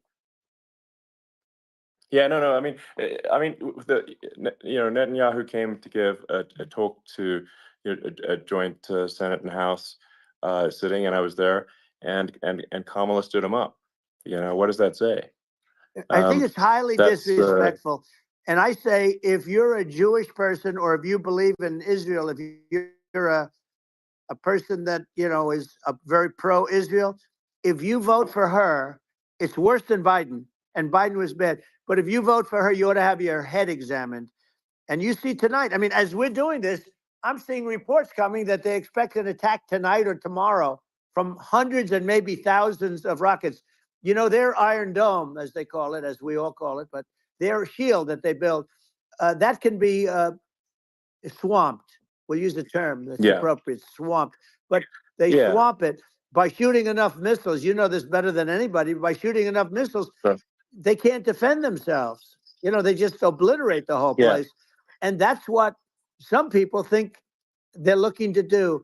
And we have no leadership. Of course, there's no respect Israel for the think they United can States of attack America with people in these the people. region, and nobody's I'm telling you, she'll be worse than him. They're supposed to hit them She's a back. believer in being radical left. This and is he where wasn't. Trump and Kamala is the I exact think you're right. I same, mean, no matter what he says. It's important for the public that may be listening to this to look at Kamala's track record, you know, before the last month, and say, is that a track record you agree with? And I think if you're an independent moderate, you definitely would not agree with it, because it is her behavior has been far left, and we're seeing just an overnight propaganda attempt to rewrite history and make it sound like Kamala's moderate when she in fact is not moderate. Well, her running mate approved, signed into legislation, tampons in boys' bathrooms. Okay, now that's all I have to hear. Tampons in boys' bathrooms, and that means she believes in that too. I mean, she picked this guy because he was the closest to her. A lot of people thought she'd pick sort of the opposite, but she picked an anti-Israel radical left person. But she is far worse, they say, than Bernie Sanders. If we have her as a president, if we have a Democrat at this moment as the president, I don't think our country can survive. I think it's a massive. I think we're in massive trouble, frankly, with the Kamala administration, and that's my honest opinion. And I think really it's essential that you win for the good of the country. for this election. And I mean, I'm just stating my opinion. Now, you know, you may have seen this, but I got a letter from the EU Commission, like saying, you know, to not have disinformation on during this discussion that we're having, like, and you know, there's a lot of attempts to do censorship and to force censorship, even on Americans from other countries. And you know, what do you think about that? Well, I know the European Union very well. They take great advantage of the United States in trade, as you know. We, through a different forum, NATO, we protect them. And yet, if you build a car in the United States, you can't sell it in Europe. You just can't sell it. It's impossible. The same thing with our farmers. Our farmers find it very difficult to do business. You know, we have a deficit with them of $250 billion, which people don't know. It sounds so nice, the European Union, but let me tell you, they're not as tough as China, but they're bad. And I let them know it. And that's probably why they notified you. No, they don't treat our country well. We defend them, you know, with Ukraine. So we're in for 250 billion and they're in for about 71 billion, and they have the same size. If you add up the European nations that, you know, in terms of an economy, it's about the same size, wouldn't you say, as us? And they're in, and they're in much greater risk. They're right there. We have an ocean separating us from, in this case, the enemy would be Russia. It used to be for the Soviet Union, but let's assume they're close enough. And what happens is they're in for 70-something million. I think even less than that, billion, and we're in for about 250 billion, and it could be a lot higher than that. And I say, why aren't you going to equalize? Why aren't they paying what we're paying? And they're in much more, you know, it's much more important for them because of the fact that, you know, they're right near there. I mean, they're all sort of in that location. We're not. But they should, and I did it with NATO. There were only 7 countries that were paid up in NATO out of 28 at the time. And the United States was the United States was subsidizing NATO, tremendously subsidizing NATO. And I said, I went in and I said, you got to pay up. If you don't pay up, we're not going to defend you any longer. I took a lot of heat, but you know what happened? Billions and billions of dollars came. It's this type of stuff right here that make people like Trump. I think a because lot of the no other public president aware is of going the to fact that the United States spill the beans on this type of information. Of the NATO expenses. And then we get even though, taken like, advantage of on trade. So think about it. Well, I mean, the point of NATO is defending Europe, and it's you know, it's like, then okay, well, why is the United States paying disproportionately more to defend Europe than Europe? That doesn't make sense. That's unfair, and that is an appropriate thing to address.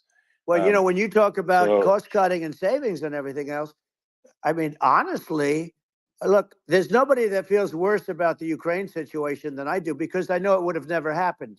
I know Zelensky.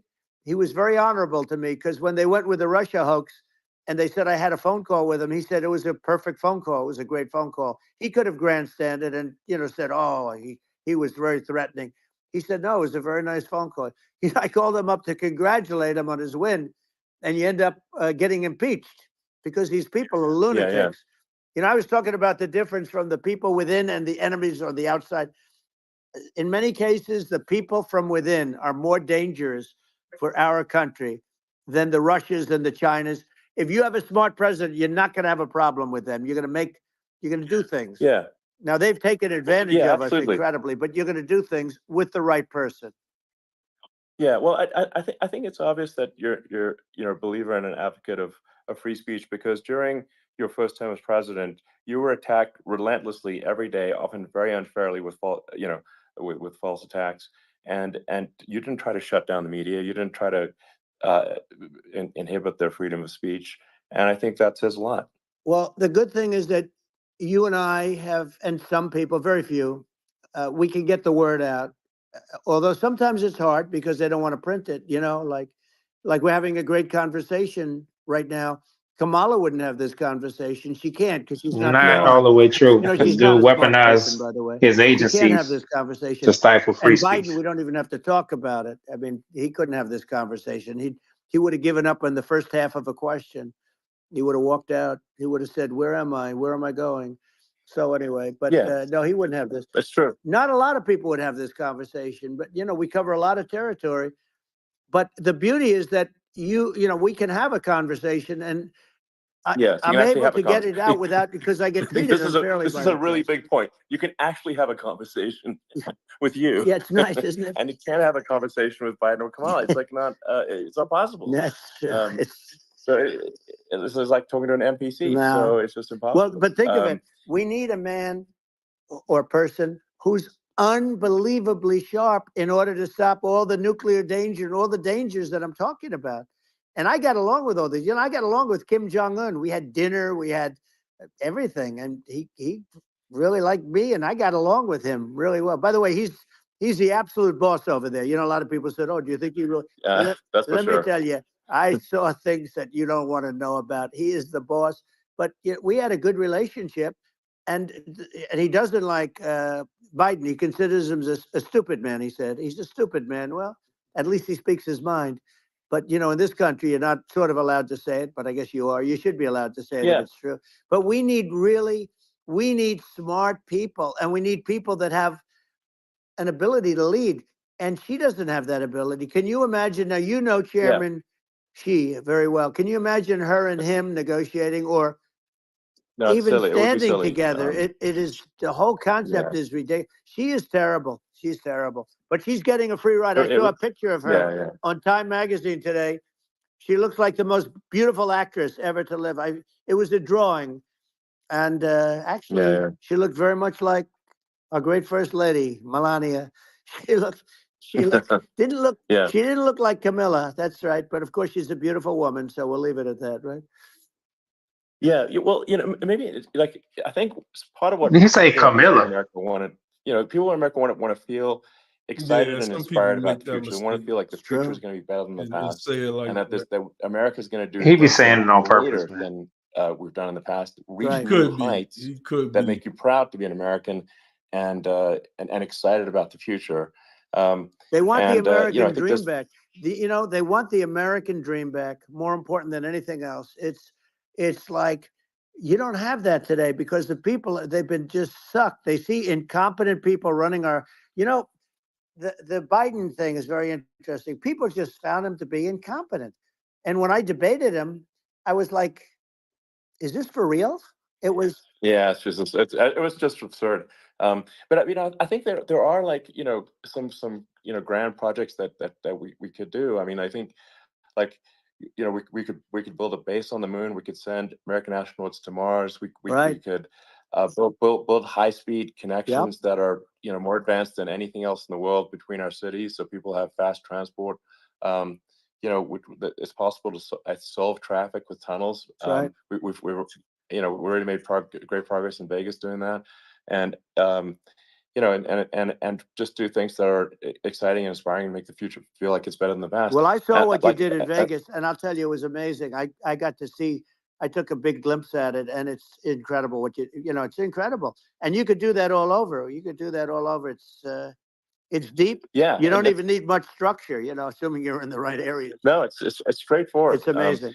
So I think we could do some things that like China's got incredible high-speed rail between its cities, but I think it's actually possible with tunnels if with deregulation, with an ability to actually, where it's legal to actually do the tunnels, then you could have high-speed tunnels that are actually better than anything else in the world for high-speed transport between cities, and that would be something that Americans can say, wow, okay, we've got something that's cooler than anyone else in the world. That's the kind of thing that makes you proud to be an American. And much safer than surface trains, where there is a danger there, with crazy people. It's much safer, much better.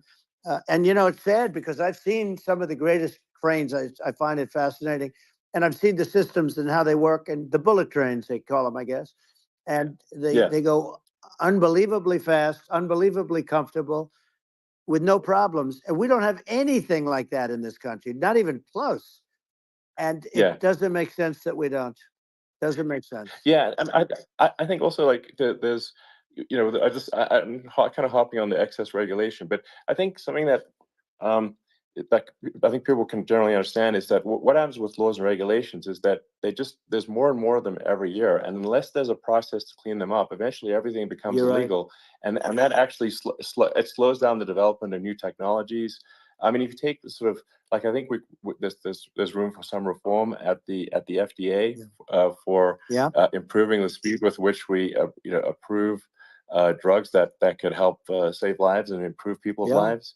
And I worked very hard on that. you know, We got that down to the lowest number ever, and we got therapeutics approved in the FDA that people can't even believe the speed. But I took them on. I don't think they like me too much, but I got things approved in the FDA at numbers that they wouldn't believe. And it's a very bureaucratic group. Actually, it's a fine group of people in many cases. I got to know a lot of them, but I was pushing them really hard for Regeneron, for so many different things that were really pretty amazing. But the FDA takes too long. They would Like 12 COVID years to get a vaccines. product approved. I got it down to 4, and I got some things done very quickly. But it's really something that He doesn't want to is gonna say have to be COVID worked on vaccines for because it some takes reason. too long. Just takes too long. Yeah, it just takes too long, and it's you end up in the same with the approval, but it's just it takes years instead of something that I think could potentially take months, and that improves people's lives. I think I just wanted to hop on this point that like there has to be an active process for reducing rules and regulations, because otherwise they just keep building up every year, and you get like hardening of the arteries, and eventually everything's illegal or takes forever, and then we just ossify as a society. We can't make any progress, and it's a really big deal. Well, Elon, just getting back to the FDA for 1 second, I got something done called Right to Try. This is where you can go in, and if you're terminally ill, you can use a space age, medicine or whatever it may be. We have the best doctors, the best labs in the world. We really do. But people would go to other countries because you couldn't use the product, even if they thought it worked, because it's going through the FDA. I got it approved where you can, you basically, look, nobody wanted, the doctors didn't want it because of the liability. The country didn't want it, our country, because they didn't want to get sued. These are people terminally ill. The insurance companies didn't want it, and the pharmaceutical companies, nobody wanted it. I got everybody into a room, and we came up with an agreement that you won't get sued. And also, they didn't want it on their record. If somebody's terminally ill and they die after taking a drug, they didn't want that on their record. So we set a separate list if somebody was, so it wouldn't count as a negative. Okay. And as you know, we got it done. We have saved Right to Try. They've been trying to get this done for 58 years. And it sounds simple, but it wasn't, because, the insurance companies, nobody wanted it, but we got it done. Somebody signs, you sign a document that you're not going to sue the insurance companies, the country, you're not going to sue anybody. And we got it done. And we're saving tens of thousands of lives. Right to Try. Hopefully you never need it. But if you do, you don't have to travel to Asia. People, if they had money, they go to Asia, they go to Europe. If they don't have money, they go home and die. That's what happened. They'd go home and die. Well, I mean, and actually, to give Europe some props here, it's like if a drug is approved in Europe, which has a crazy amount of regulations, it should obviously be approved in the U.S. I mean, they get more regulations than we do. So why would a drug be approved in Europe and not in the U.S.? That's crazy. Well, we did it. We did something that really, they've been trying to do it for 50 years, and they just couldn't get it done, and I got it done. And it's really something. But you're right. Some people go to Europe because a drug isn't approved here, but it's approved in Europe, and it's a drug that, generally speaking, would work. It's pretty crazy. Absolutely, you're right. And I think so, as long as people are properly informed of the pros and cons, and like these are the risks, this is the risk, and like you make your own decision. That makes sense. Well, I think just in sort of closing up, and by the way, I'm looking at the numbers. You got a lot of people listening. I hope you don't get nervous, because you got a lot of people listening to you right now, like 60 million or something. What is that number? It's crazy. It's amazing how you can see that right away. How many? What is the number? Wow. What is it? Well, wow. I think in terms of people, that's bigger than you said. You said 25, and you're much more than double that number, 25 million. I think you're going to be 60 or 70, and I guess over a period of time. Hey, I congratulate you. Do I get paid for this or not? Well, I think actually in terms of the number of people that will hear this conversation over the next few days to Right. weeks, it's going to be hundreds. That's of what they millions. say. Yeah, that's good. Well, look, it's an Yeah. honor. I just asked this: are you better off now, or were you better off when I was president? Nobody's better off now. People, we put out polls on that, and nobody's better off now. Inflation has killed it. And, they also feel very unsafe. You look at what's going on with a lot of different things. You look at the riots we had at the colleges over, I mean, it's ridiculous, but Right. all of the riots, they just feel unsafe. And now they really feel unsafe because you have a new form of crime. It's called migrant crime. I call it Biden migrant crime. Maybe I'll call it Kamala migrant crime. But I mean, with all these things, I always try to get to the ground truth by just asking people. And my mom lives in New York, and I was like, Mom, have any of your friends, been attacked or assaulted? And she said, yeah, 3 of her friends in 3 separate incidents were assaulted just in recent months, just walking around the streets in New York. And I said, well, what happened to the people that assaulted them? Oh, nothing. They got away. Like, and they just know they always get away. Nothing's going to, and they don't even bother reporting it because they know that they're not going to, people are not going to get prosecuted. They just let, violent criminals out in New York. The only one that gets prosecuted is Donald Trump. They prosecute Trump. Yeah. I mean, it's just obviously messed up. Oh, it's terrible. If violent criminals are getting off scot-free.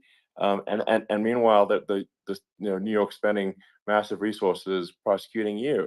And it's like, what's this, and I think the sort of sensible public looks at this and says, what the heck's going on here? This is obviously abuse of the legal system. The legal system is supposed to be protecting the public from violent criminals. And it should be obviously allowing the public to make their own decision about who should be president, as opposed to, some, legal case. Once they start this precedent, because this can go on with the next one. I mean, this is a very bad precedent, what they're doing in terms of, going after their political opponent. And that's all it is. It's going after their political opponent.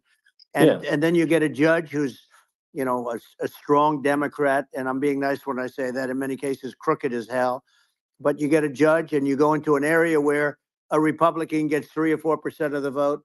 And, you'll have a jury pool with people that hate Republicans or hate. It could also be the other way, though, because it could start the other way in areas where they hate Democrats. And you get into a Pandora's box. It's a very dangerous thing for this country, and a very dangerous thing even for the state. New York City is losing. New York City and state lose a lot of business over what they did to me, because these people say, we don't want that to happen to us. That's no justice system. You have an unfair system of justice, and it's costing New York State a tremendous amount of money. People are leaving and companies are leaving, and they won't come back.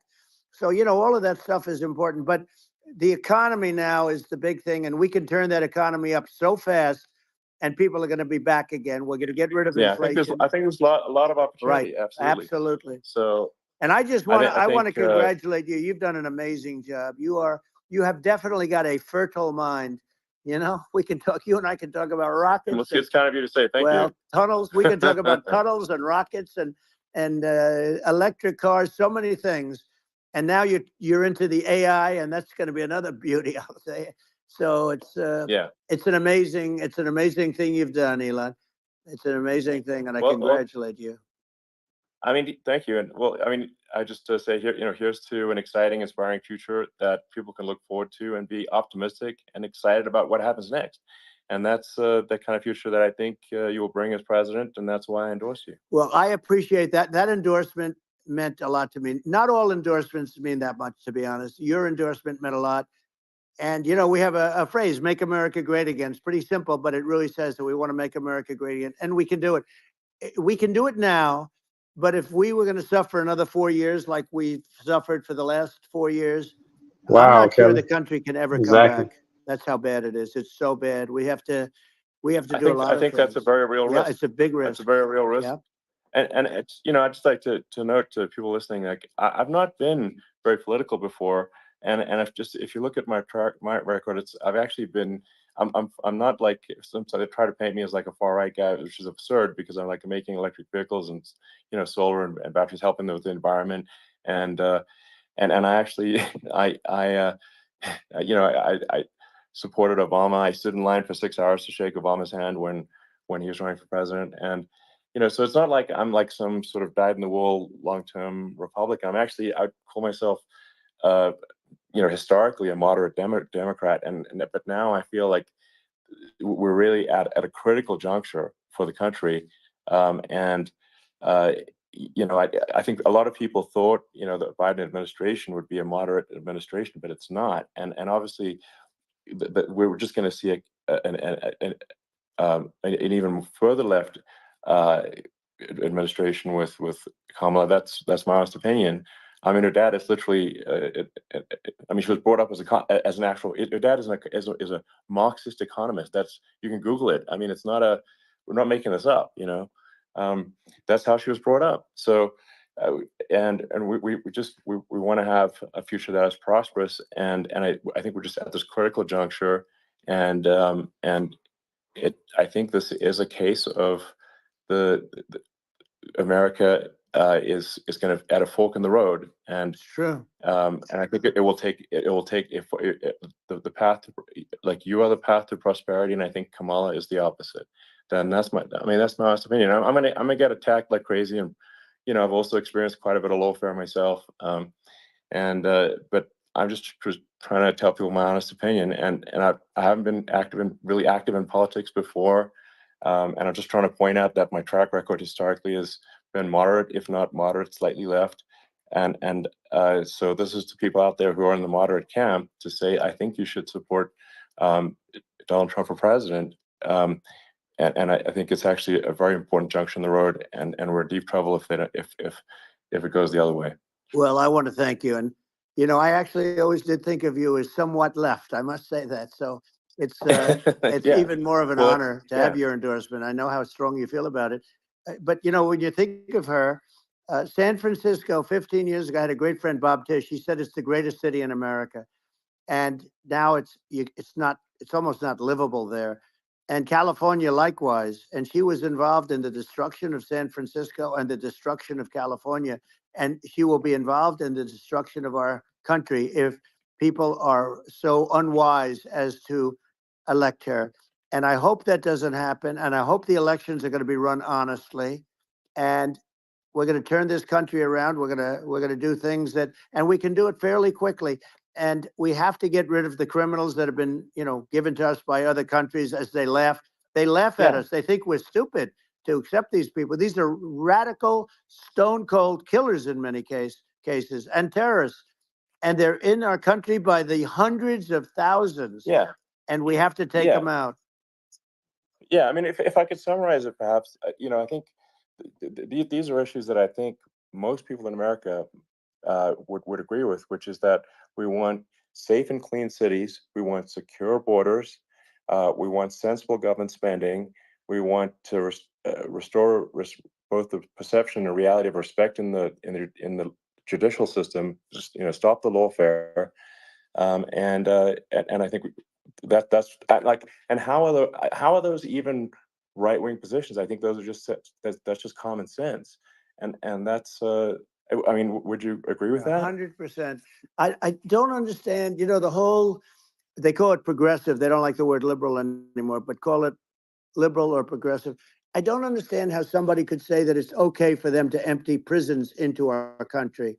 And again, I told you, their crime rates all over the world are going way down, which makes sense. In fact, the next time what we'll do is, if something happens with this election, which would be a horror show, we'll meet the next time in Venezuela, because it'll be a far safer place to meet than our country. Okay, so you and I will go, and we'll have a meeting and dinner in Venezuela, because that's what's happening. Their crime rates coming down and our crime rates going through the roof. And it's so simple. And you haven't seen anything yet, because these people have come into our country and they're just getting acclimated. And they don't know about being politically correct law enforcement or lack of law enforcement. And our police, I have to just end with this. We have great police. We have great law enforcement, but they're not allowed to do their job. They have to be able to do their job Yeah.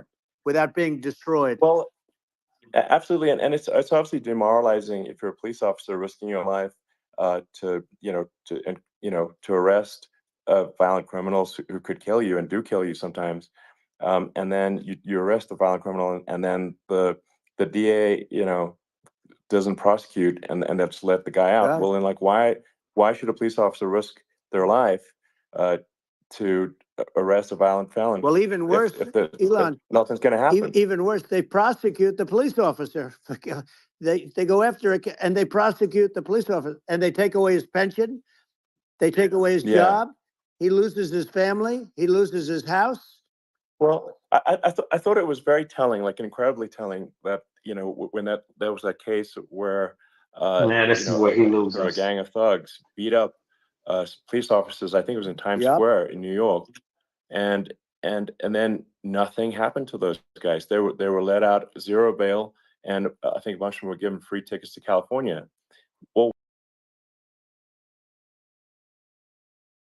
all right. Now, enough of that. They're at the end anyway. Some of this stuff is cap that they're talking. It's straight cap. So, we were listening to Donald Trump and Elon Musk. Elon Musk's voice is insufferable. Every time I try to jump into a Twitter space, when he's hosting the Twitter space and listen to the stuff that he's saying, I can't. I just can't. And I be wanting to hear the crypto news and all of that, because I have some crypto. I have some Dogecoin, Shiba Inu, and a couple other things that I'm just holding in hopes that, especially that Shiba Inu, I got like 200,000 of those. Don't hold your breath, bro. I know. Just reach $1 on the Shiba. I got like 420 Dogecoin. If those could reach half of what Bitcoin has reached, I would be appreciative. I would really be appreciative. But Trump did a speech, this was maybe 3 weeks ago, in front of the cryptocurrency community. And I liked what he was talking in that, crypto, and how Biden and under Biden administration, they were trying to regulate it. And Trump was making promises that he was going to let crypto rock out as the alternative source of currency that it is. And I liked the sound of that, especially if that Shiba could just hit $1. I would be all right with that. I would be all right with that. If it hit $2, I would be straight. But I've got that stuff when a lot of the hype about it was going around and Elon was making all of them posts. That every single time Elon made a post, the whole crypto community would jump on this stuff. And, it would get Doge would get a bump after that. But afterwards, it just died. I mean, just completely died. So, it is what it is. But yeah, man, Josh, we was just listening to some of Trump's, and let me just say real quick, we got 325 live listeners. Most of you are listening from X or Twitter. I don't know how many is listening on YouTube. I could imagine that number is low, but to my people that's listening on Twitter, go on over to the Be the Power YouTube channel, hit that like button, hit subscribe, hit that little bell icon so you could get notified every time BTP goes live. We're trying to build up the platform, but for the most part, I like some of what Trump said. And, Trump be saying some crazy shit. Like, let's just call it Let's call it what it is. And some of that stuff be straight cap. That's some of that stuff that Elon was saying was just straight cap. Just straight cap. Like my brother Cash 504 said, shut up. Being a police officer is one of the safest jobs in America. And that's just the fact. These people that make it seem like police officers have these dangerous jobs, man, that's just BS, man. It's just BS. So I want to make sure that we stream some of that conversation, because this is what we're into and we have a choice to make. We could leave the top of the ticket open, and I'm pretty certain that many of us are going to leave the top of the ticket open, but we could also make a vote. There's other third-party candidates on the ticket. Jill Stein is still on the ticket. Cornel West, RFK. You can vote for one of those people. Now, are they going to do what we want with the border? Right? If we're talking strictly about the border, are we going to get the border closings in the way that we would get them under Trump? I don't know. Cornel West, I couldn't imagine Cornel West, as much as I would want to vote for him, closing the border. Like, I believe that under Cornel West, we would get the same thing that we see right now with these border crossings. Same exact thing. And at some point, we have to look at this thing for what it is, that immigration hurts us. Immigration is something that hurts us. It hurts us more than anybody. So if the campaign promise is we're going to close the border and ensure that American freedmen get jobs, then, these people have built up whole strip malls, man. I want to put a challenge out there too. Well, okay, Cornel West supports reparations. Let's pull that up real quick. Let me see. Make sure y'all support the movement, of course. You could go to our website, usadof.org. Click that donate button. We are a nonprofit, a 501c3. We come out of our own pockets for everything. And a 501c3 is not supposed to do that. So if you would like to contribute to the platform and some of the work that we're doing and we'll do in the future, then go to the website, support, hit that Cash App at $BETHEPOWER, and let's grow the platform. Let's grow our organization. But let's pull this comment up.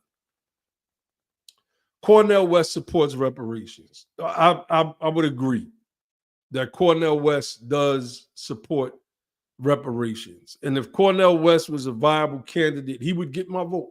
That's a fact. He would definitely get my vote. I think that we have to be politically reasonable as well. Now, I could go to the ballot box and punch that button for Cornel West, and that's a fact. That is a fact. I could leave the two primary candidates out of the equation, and I know because I've done that in the last election. I left the top of the ticket open, and I was thinking about doing that in this election. There are other things that I wouldn't be able to pull up at the moment that Cornel West stands on that I'm not necessarily a fan of. But that's what you get with politics. That's exactly what you get with politics. Everything is not going to be what you want as the constituent, especially when we come to presidential elections. And this is why local politics is so important, especially those U.S. House seats and U.S. Senate seats. If we're speaking reparations, those would be the people that I would put more pressure on, if you will, to make sure that they are pushing pieces of legislation in the Congress so that our repair becomes a reality. Let me see. Brother Leonard Peel said, can't nothing hurt us more than we've already been hurt. The black man's plight is a travesty. It's horrendous. I agree with that.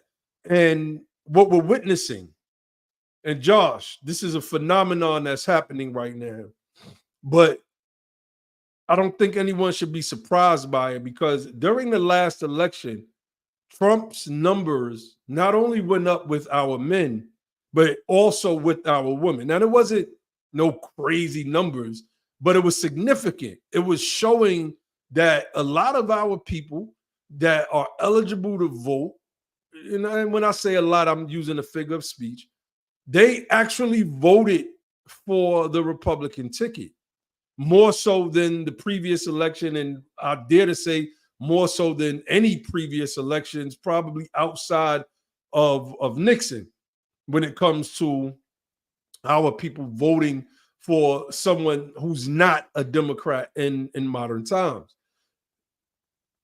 I think that based on the women that I'm seeing all over social media, all over YouTube, I think that we're going to witness, if Trump wins or loses, what we're going to witness is a bump in the quote unquote black female vote.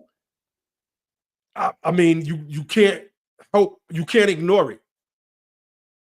And you can't help but to see it because it's popping up all over my YouTube timeline.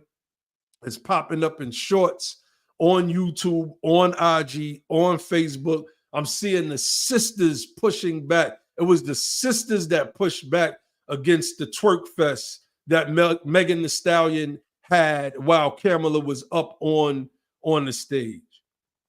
It was you know, it was amazing to see the women, our women, because there's some people don't believe that there's a gender war. I believe that.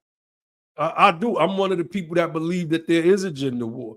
And I believe that the European here, the quote unquote white man, is the one that's instigating it, especially among our men and our women. I've had women come out in this reparation space, obey women, and that's not just from from Twitter. That's also on Facebook. A lot of the Moors have come at me for not supporting Kamala, but there's a few sisters on Twitter that have come out, and they are now they're for Kamala Harris. They've proven that what we're doing is, well, what they're doing, let me say, I'm trying to read and talk at the same time, forgive me, fam. What they're essentially saying is that the all women's movement is more important than freedmen families. And that's crazy. Oh, I look at. Well, can I add something to that? Yeah. So I think it's, when I see stuff like the twerk stuff and some of the more ratchet stuff being pushed and glorified. Now, I'm not going to say it because I don't, I'm not going to tell you why I'm not going to say it, but I'm going to let you draw your own conclusion. But let me ask you this question. What demographic is into that the heaviest? I don't know. I'm not going to answer. I want you to answer. Well, what demographic do you think will be the most behind objectifying ratchetness and debauchery, and focusing on like the animalistic and sexual nature of sexual promiscuity and all that kind of stuff, and then B, lack of interest in promoting, the idea of a family unit? What demographic do you think is generally associated with that? And that's also generally associated with liberal politics. And I'm not going to get into that. That's a question I'm going to leave y'all to answer. I'm not going to answer it. But that's where I think the push is coming from against a lot of the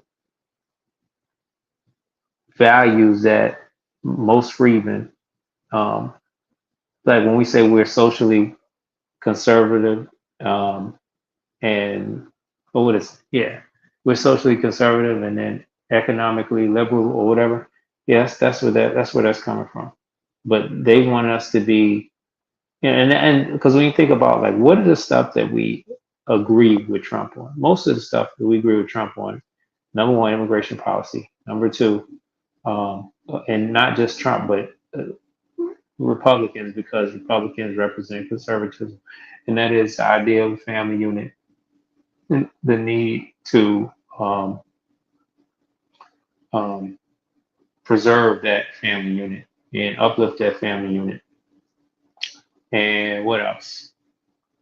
What else? Help you out, brother Naheem. What are the other issues that we generally agree with the I mean, conservatives? family, closing the border, you know, those things that are conservative by definition, Right. right? Those things not conservative by ideology, but Right. conservative by definition, social conservatism. You know, Those are family. really the two main things. That's I right. can't think of somebody else in the chat. Help us out.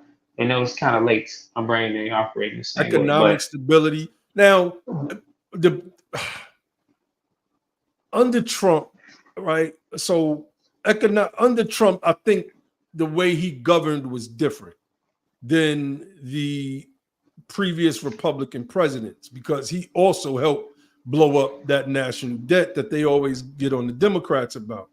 And in doing so, more people felt that they had. I was talking to one of my peeps the other day, and she was like, you know, we was talking about the politicians, a few of us in there, we was talking about Trump and Kamala. And she was like, you voting for Trump? I said, you know, just messing with it. I was like, I don't know. I'm thinking about it. Why? She was like, well, you better not come back around here. I said, I won't come back around here if you voting for Kamala. And then she paused for a minute and she was like, you know what though? When Trump was president, I had a lot of money in my pocket. She said, like, she had to think about that. She said, I had a lot of money in my pocket. And whether that was due to the pandemic or prior, there did seem to be under Trump's presidency a boost in the pockets of everyday people.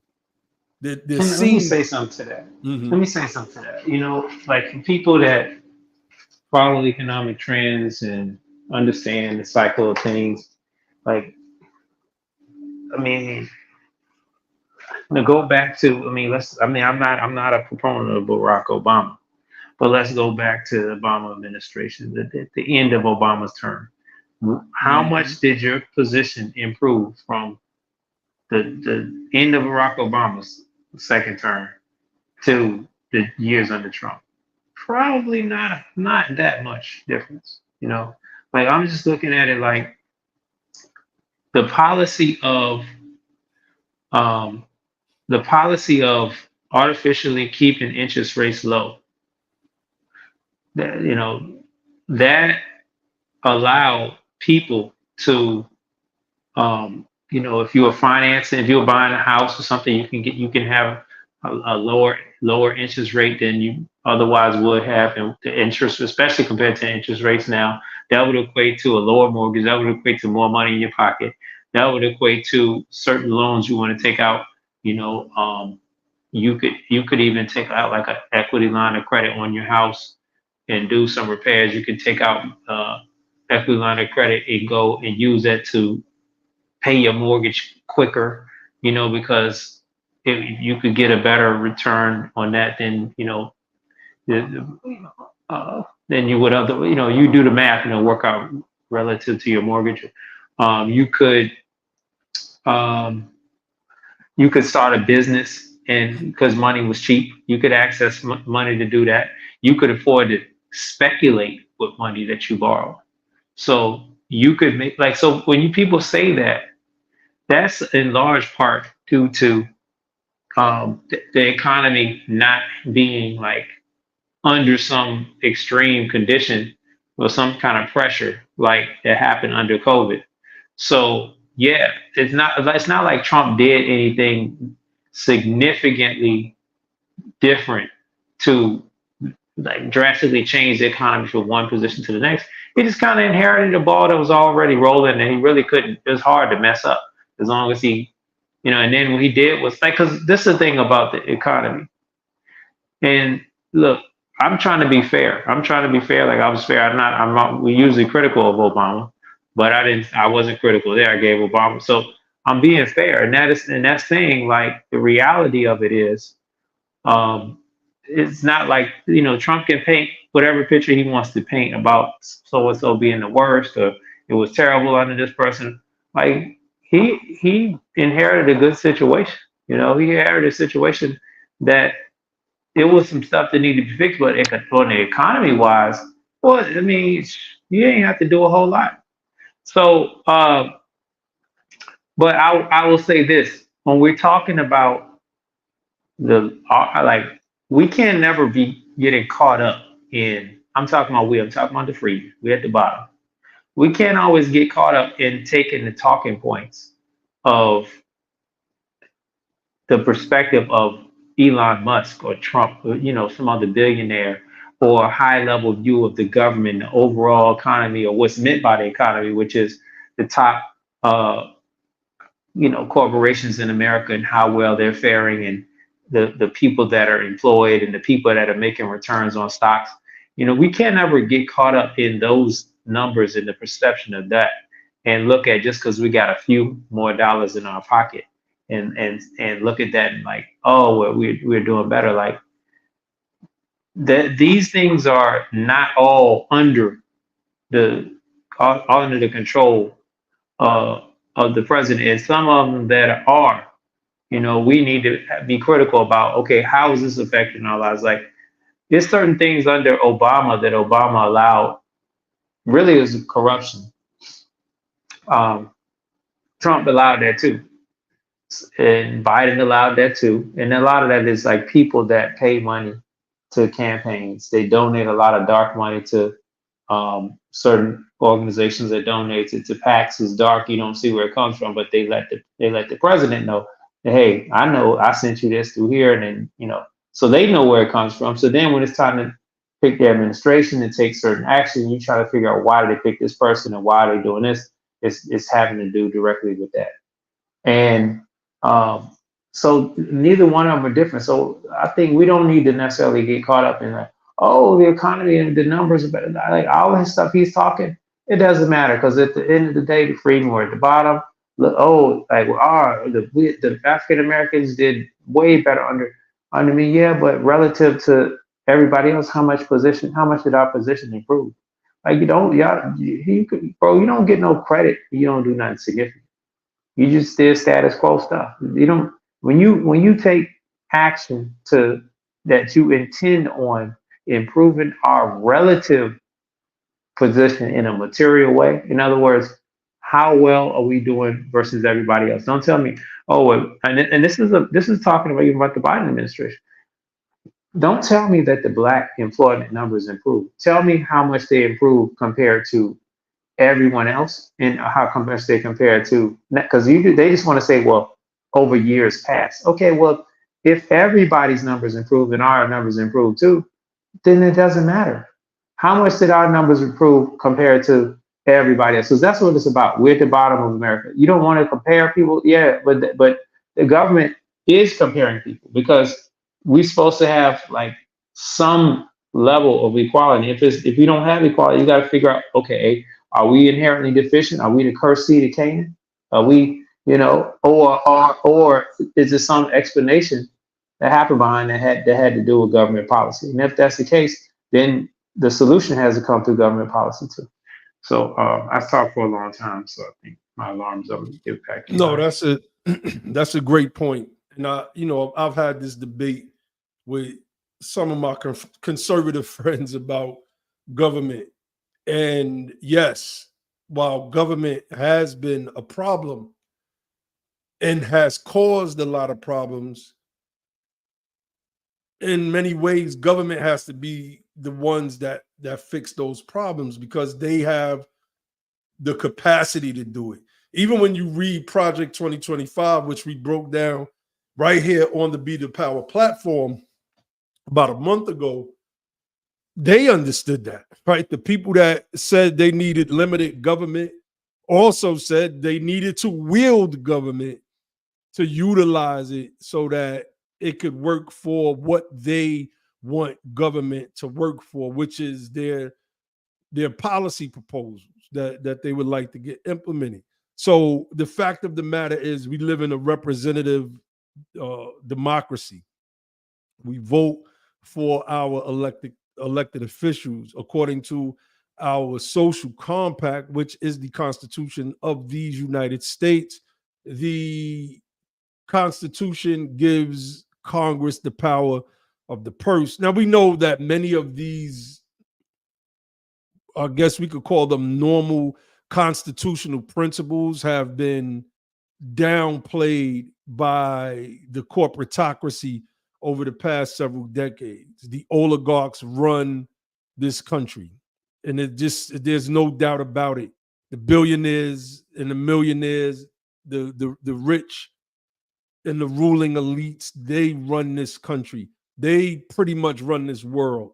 They are a part of a cabal, or a cabal is the proper way to pronounce it. A cabal that is not just American based. It is connected worldwide. Elon Musk is a South African, right? That lives in Texas, but he's originally from this place over there that practices racism in South Africa, a portion of the continent that they have taken over. And he just held a meeting with another billionaire that was also the former president of these United States of America. And it won't be until us regular folk, right? And when I say that, I mean us freedmen. It won't be until we get into power that we start to change these dynamics. And we have to be politically mature in doing so. The emotion that comes with this whole thing has to be eliminated from the thought process. And I know that's tough because we know no other way of viewing politics other than through the lens of emotion. We were the most screwed over by the justice system. We were screwed over by the legislative powers in this country. And in some cases, we were screwed over by the executive branch. I bring up Soul City, North Carolina. It's supposed to be the first city that was ran and operated by freedmen. And they destroyed it. And all of the other cities that was implemented during that program, I believe that started in 71, those cities are still thriving. Soul City is just poor and desolate, if you will. Soul City, North Carolina. Y'all look that up. Look up Floyd McKissick. We're going to cover McKissick's, well, it's not his book, but we're going to cover that in a book club book of the month coming real soon on Soul City, because we need to understand what happened there. The whole reverse migration strategy, by my estimation and research, starts with the idea of Soul City becoming a reality and people actually leaving New York and going to North Carolina to live and try to live a better life than they were living in the North, where they thought they was escaping a devil from the South, only to find the same, and in some instances, an even more vicious devil in the North. And I say that to say Ronald Reagan put the final death blow in the Soul City program and defunded it, and there was no need for it. It could have been a perfect model of how to build successful freedmen cities. Instead, Iran-Contra happened, and we got cocaine and crack cocaine flooded our streets under the Reagan administration. Then they declared this war on drugs in a way that was just crazy. It was just a modification of the war on crime under Nixon. And we created the Incarceral state, where there's more of our men in the penitentiary in the United States of America than women collectively around the whole world. And that's just a fact. That is a fact. And I think that is now contingent upon us to start to change that dynamic. And that's why we have this platform called Be the Power. And we're asking everybody to support the platform. You know, send a cash app. We're gonna start playing commercials soon. And just, I'm gonna give the people an update. I was gonna put the letter out, but Josh advised, against it. We filed for Be the Power to be a political 527, and the IRS just did some BS. They delayed us for so long. Yeah. Then they sent me a letter back talking about they still have to review what we submitted over the next 60 days. I'm like, what? And it just seems intentional. I'm not gonna say that it is. I'm not a conspiracy theorist, but I don't know, man. It just seemed intentional. You know that there's a fledgling political movement out there, and one of the major players has this platform called Be the Power with the motto, don't just fight the power, become the power, then you'll have the power to make a change. And all of a sudden, our paperwork is being delayed in the IRS. So, but nevertheless, our political action committee and other entities that we are creating will come to fruition. But we want to start running commercials on our platform for our candidates, like our brother Greg Marcel Dixon down in South Carolina. And we want to be able to bring people on the platform who are looking to run. I have a feeling that next year's election, we're going to have a lot more of our freedmen family stepping up to run for office all over the country. I know I'm going to start my pathway towards political office next year. So, because our job of teaching is done. We came and we've done that teaching part, and now we're engaging, number one, because it's political season, and we need to keep pumping our media, our content. People need to see our voices. They need to see our brothers. They need to see our sisters. They need to see the sons and the daughters of the freedmen in today's day and time, with an understanding that would run circles around constitutionalists. And we know this already for a fact, because we've had some discussions with some people. So Josh, you got anything else you want to share, bro, before we get up off of here? Nah, that's it, bro. Peace, everybody. All right, definitely. Shout out to everybody that tuned in tonight. Again, before I get up off of here, support the platform. We got 350 live viewers right now. Oh, I didn't know I could do that. I could just hover over the number. So we got 28 watching on YouTube and 322 watching on X. Okay, I could just hover over the number and just see a live breakdown. That's dope. We got 322 people watching on Twitter/X. Again, come on over to our YouTube platform, Be the Power. Subscribe to the channel. Let's help grow it. Let's keep these conversations going. We're not going to agree on everything politically with everybody. And we can't lead with emotion. That's the number one area that I think hinders us moving forward, is that many of us lead with emotion. And in doing so, we don't think about proper strategies. Like my brother Logic always says, government is the game and politics is how it's played. And if you're leading into the game with your emotions, that's a piece that's going to keep getting knocked off the board every single time. We have to deal with logic, we have to deal with strategy, and we have to deal with a little bit of cunning. I've said this on this platform before. I listened to all of those Robert Greene books, and I question myself. I'm like, can I be like this politically cunning, semi-shiesty, shrewd individual that has to say certain things. I don't know if I can do that. I'm just going to keep it official with y'all. I don't know, but I do know that we need power in this country, and I have to take an approach that would get me, just speaking on me personally, in the position so that I can help my people. So by any means necessary is what Malcolm said. And, I'm training my mind up. I'm training my mind up for some of that stuff. And I noticed that, we've been taught to lead with our emotions when it comes to these critical areas like the area of politics. And we can no longer do that anymore, because that's not going to get us anywhere but talk down to, and a whole bunch of people, using condescending language. That's what happened with my debate with Sarnetta and the brother Jabari on Sarnetta's channel about a week ago. It was just, everything he said was just emotion.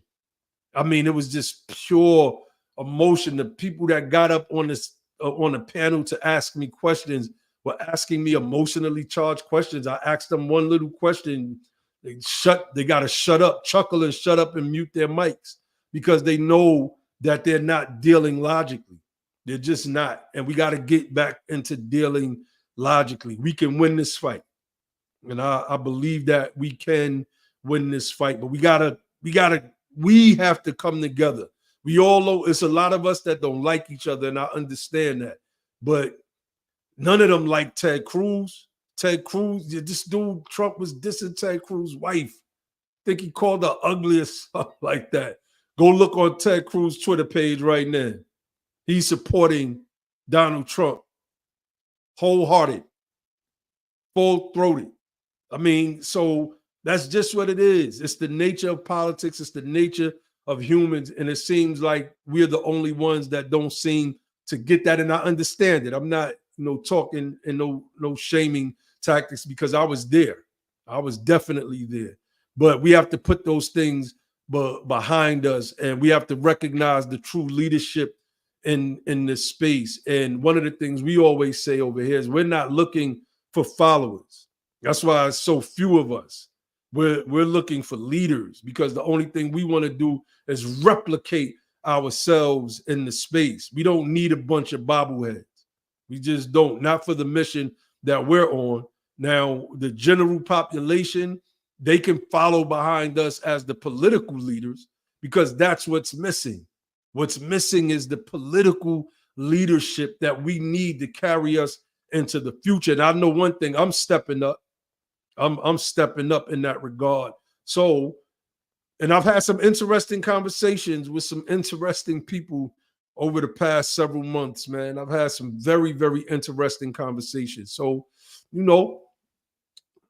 from the hood to the halls of Congress, it's time for us to get it. So, family, let me get up off of here. I'll leave you all with the motto of our platform, and that is, don't just fight the power, become the power. And then and only then will you have the power to make a change. And with that, I say peace.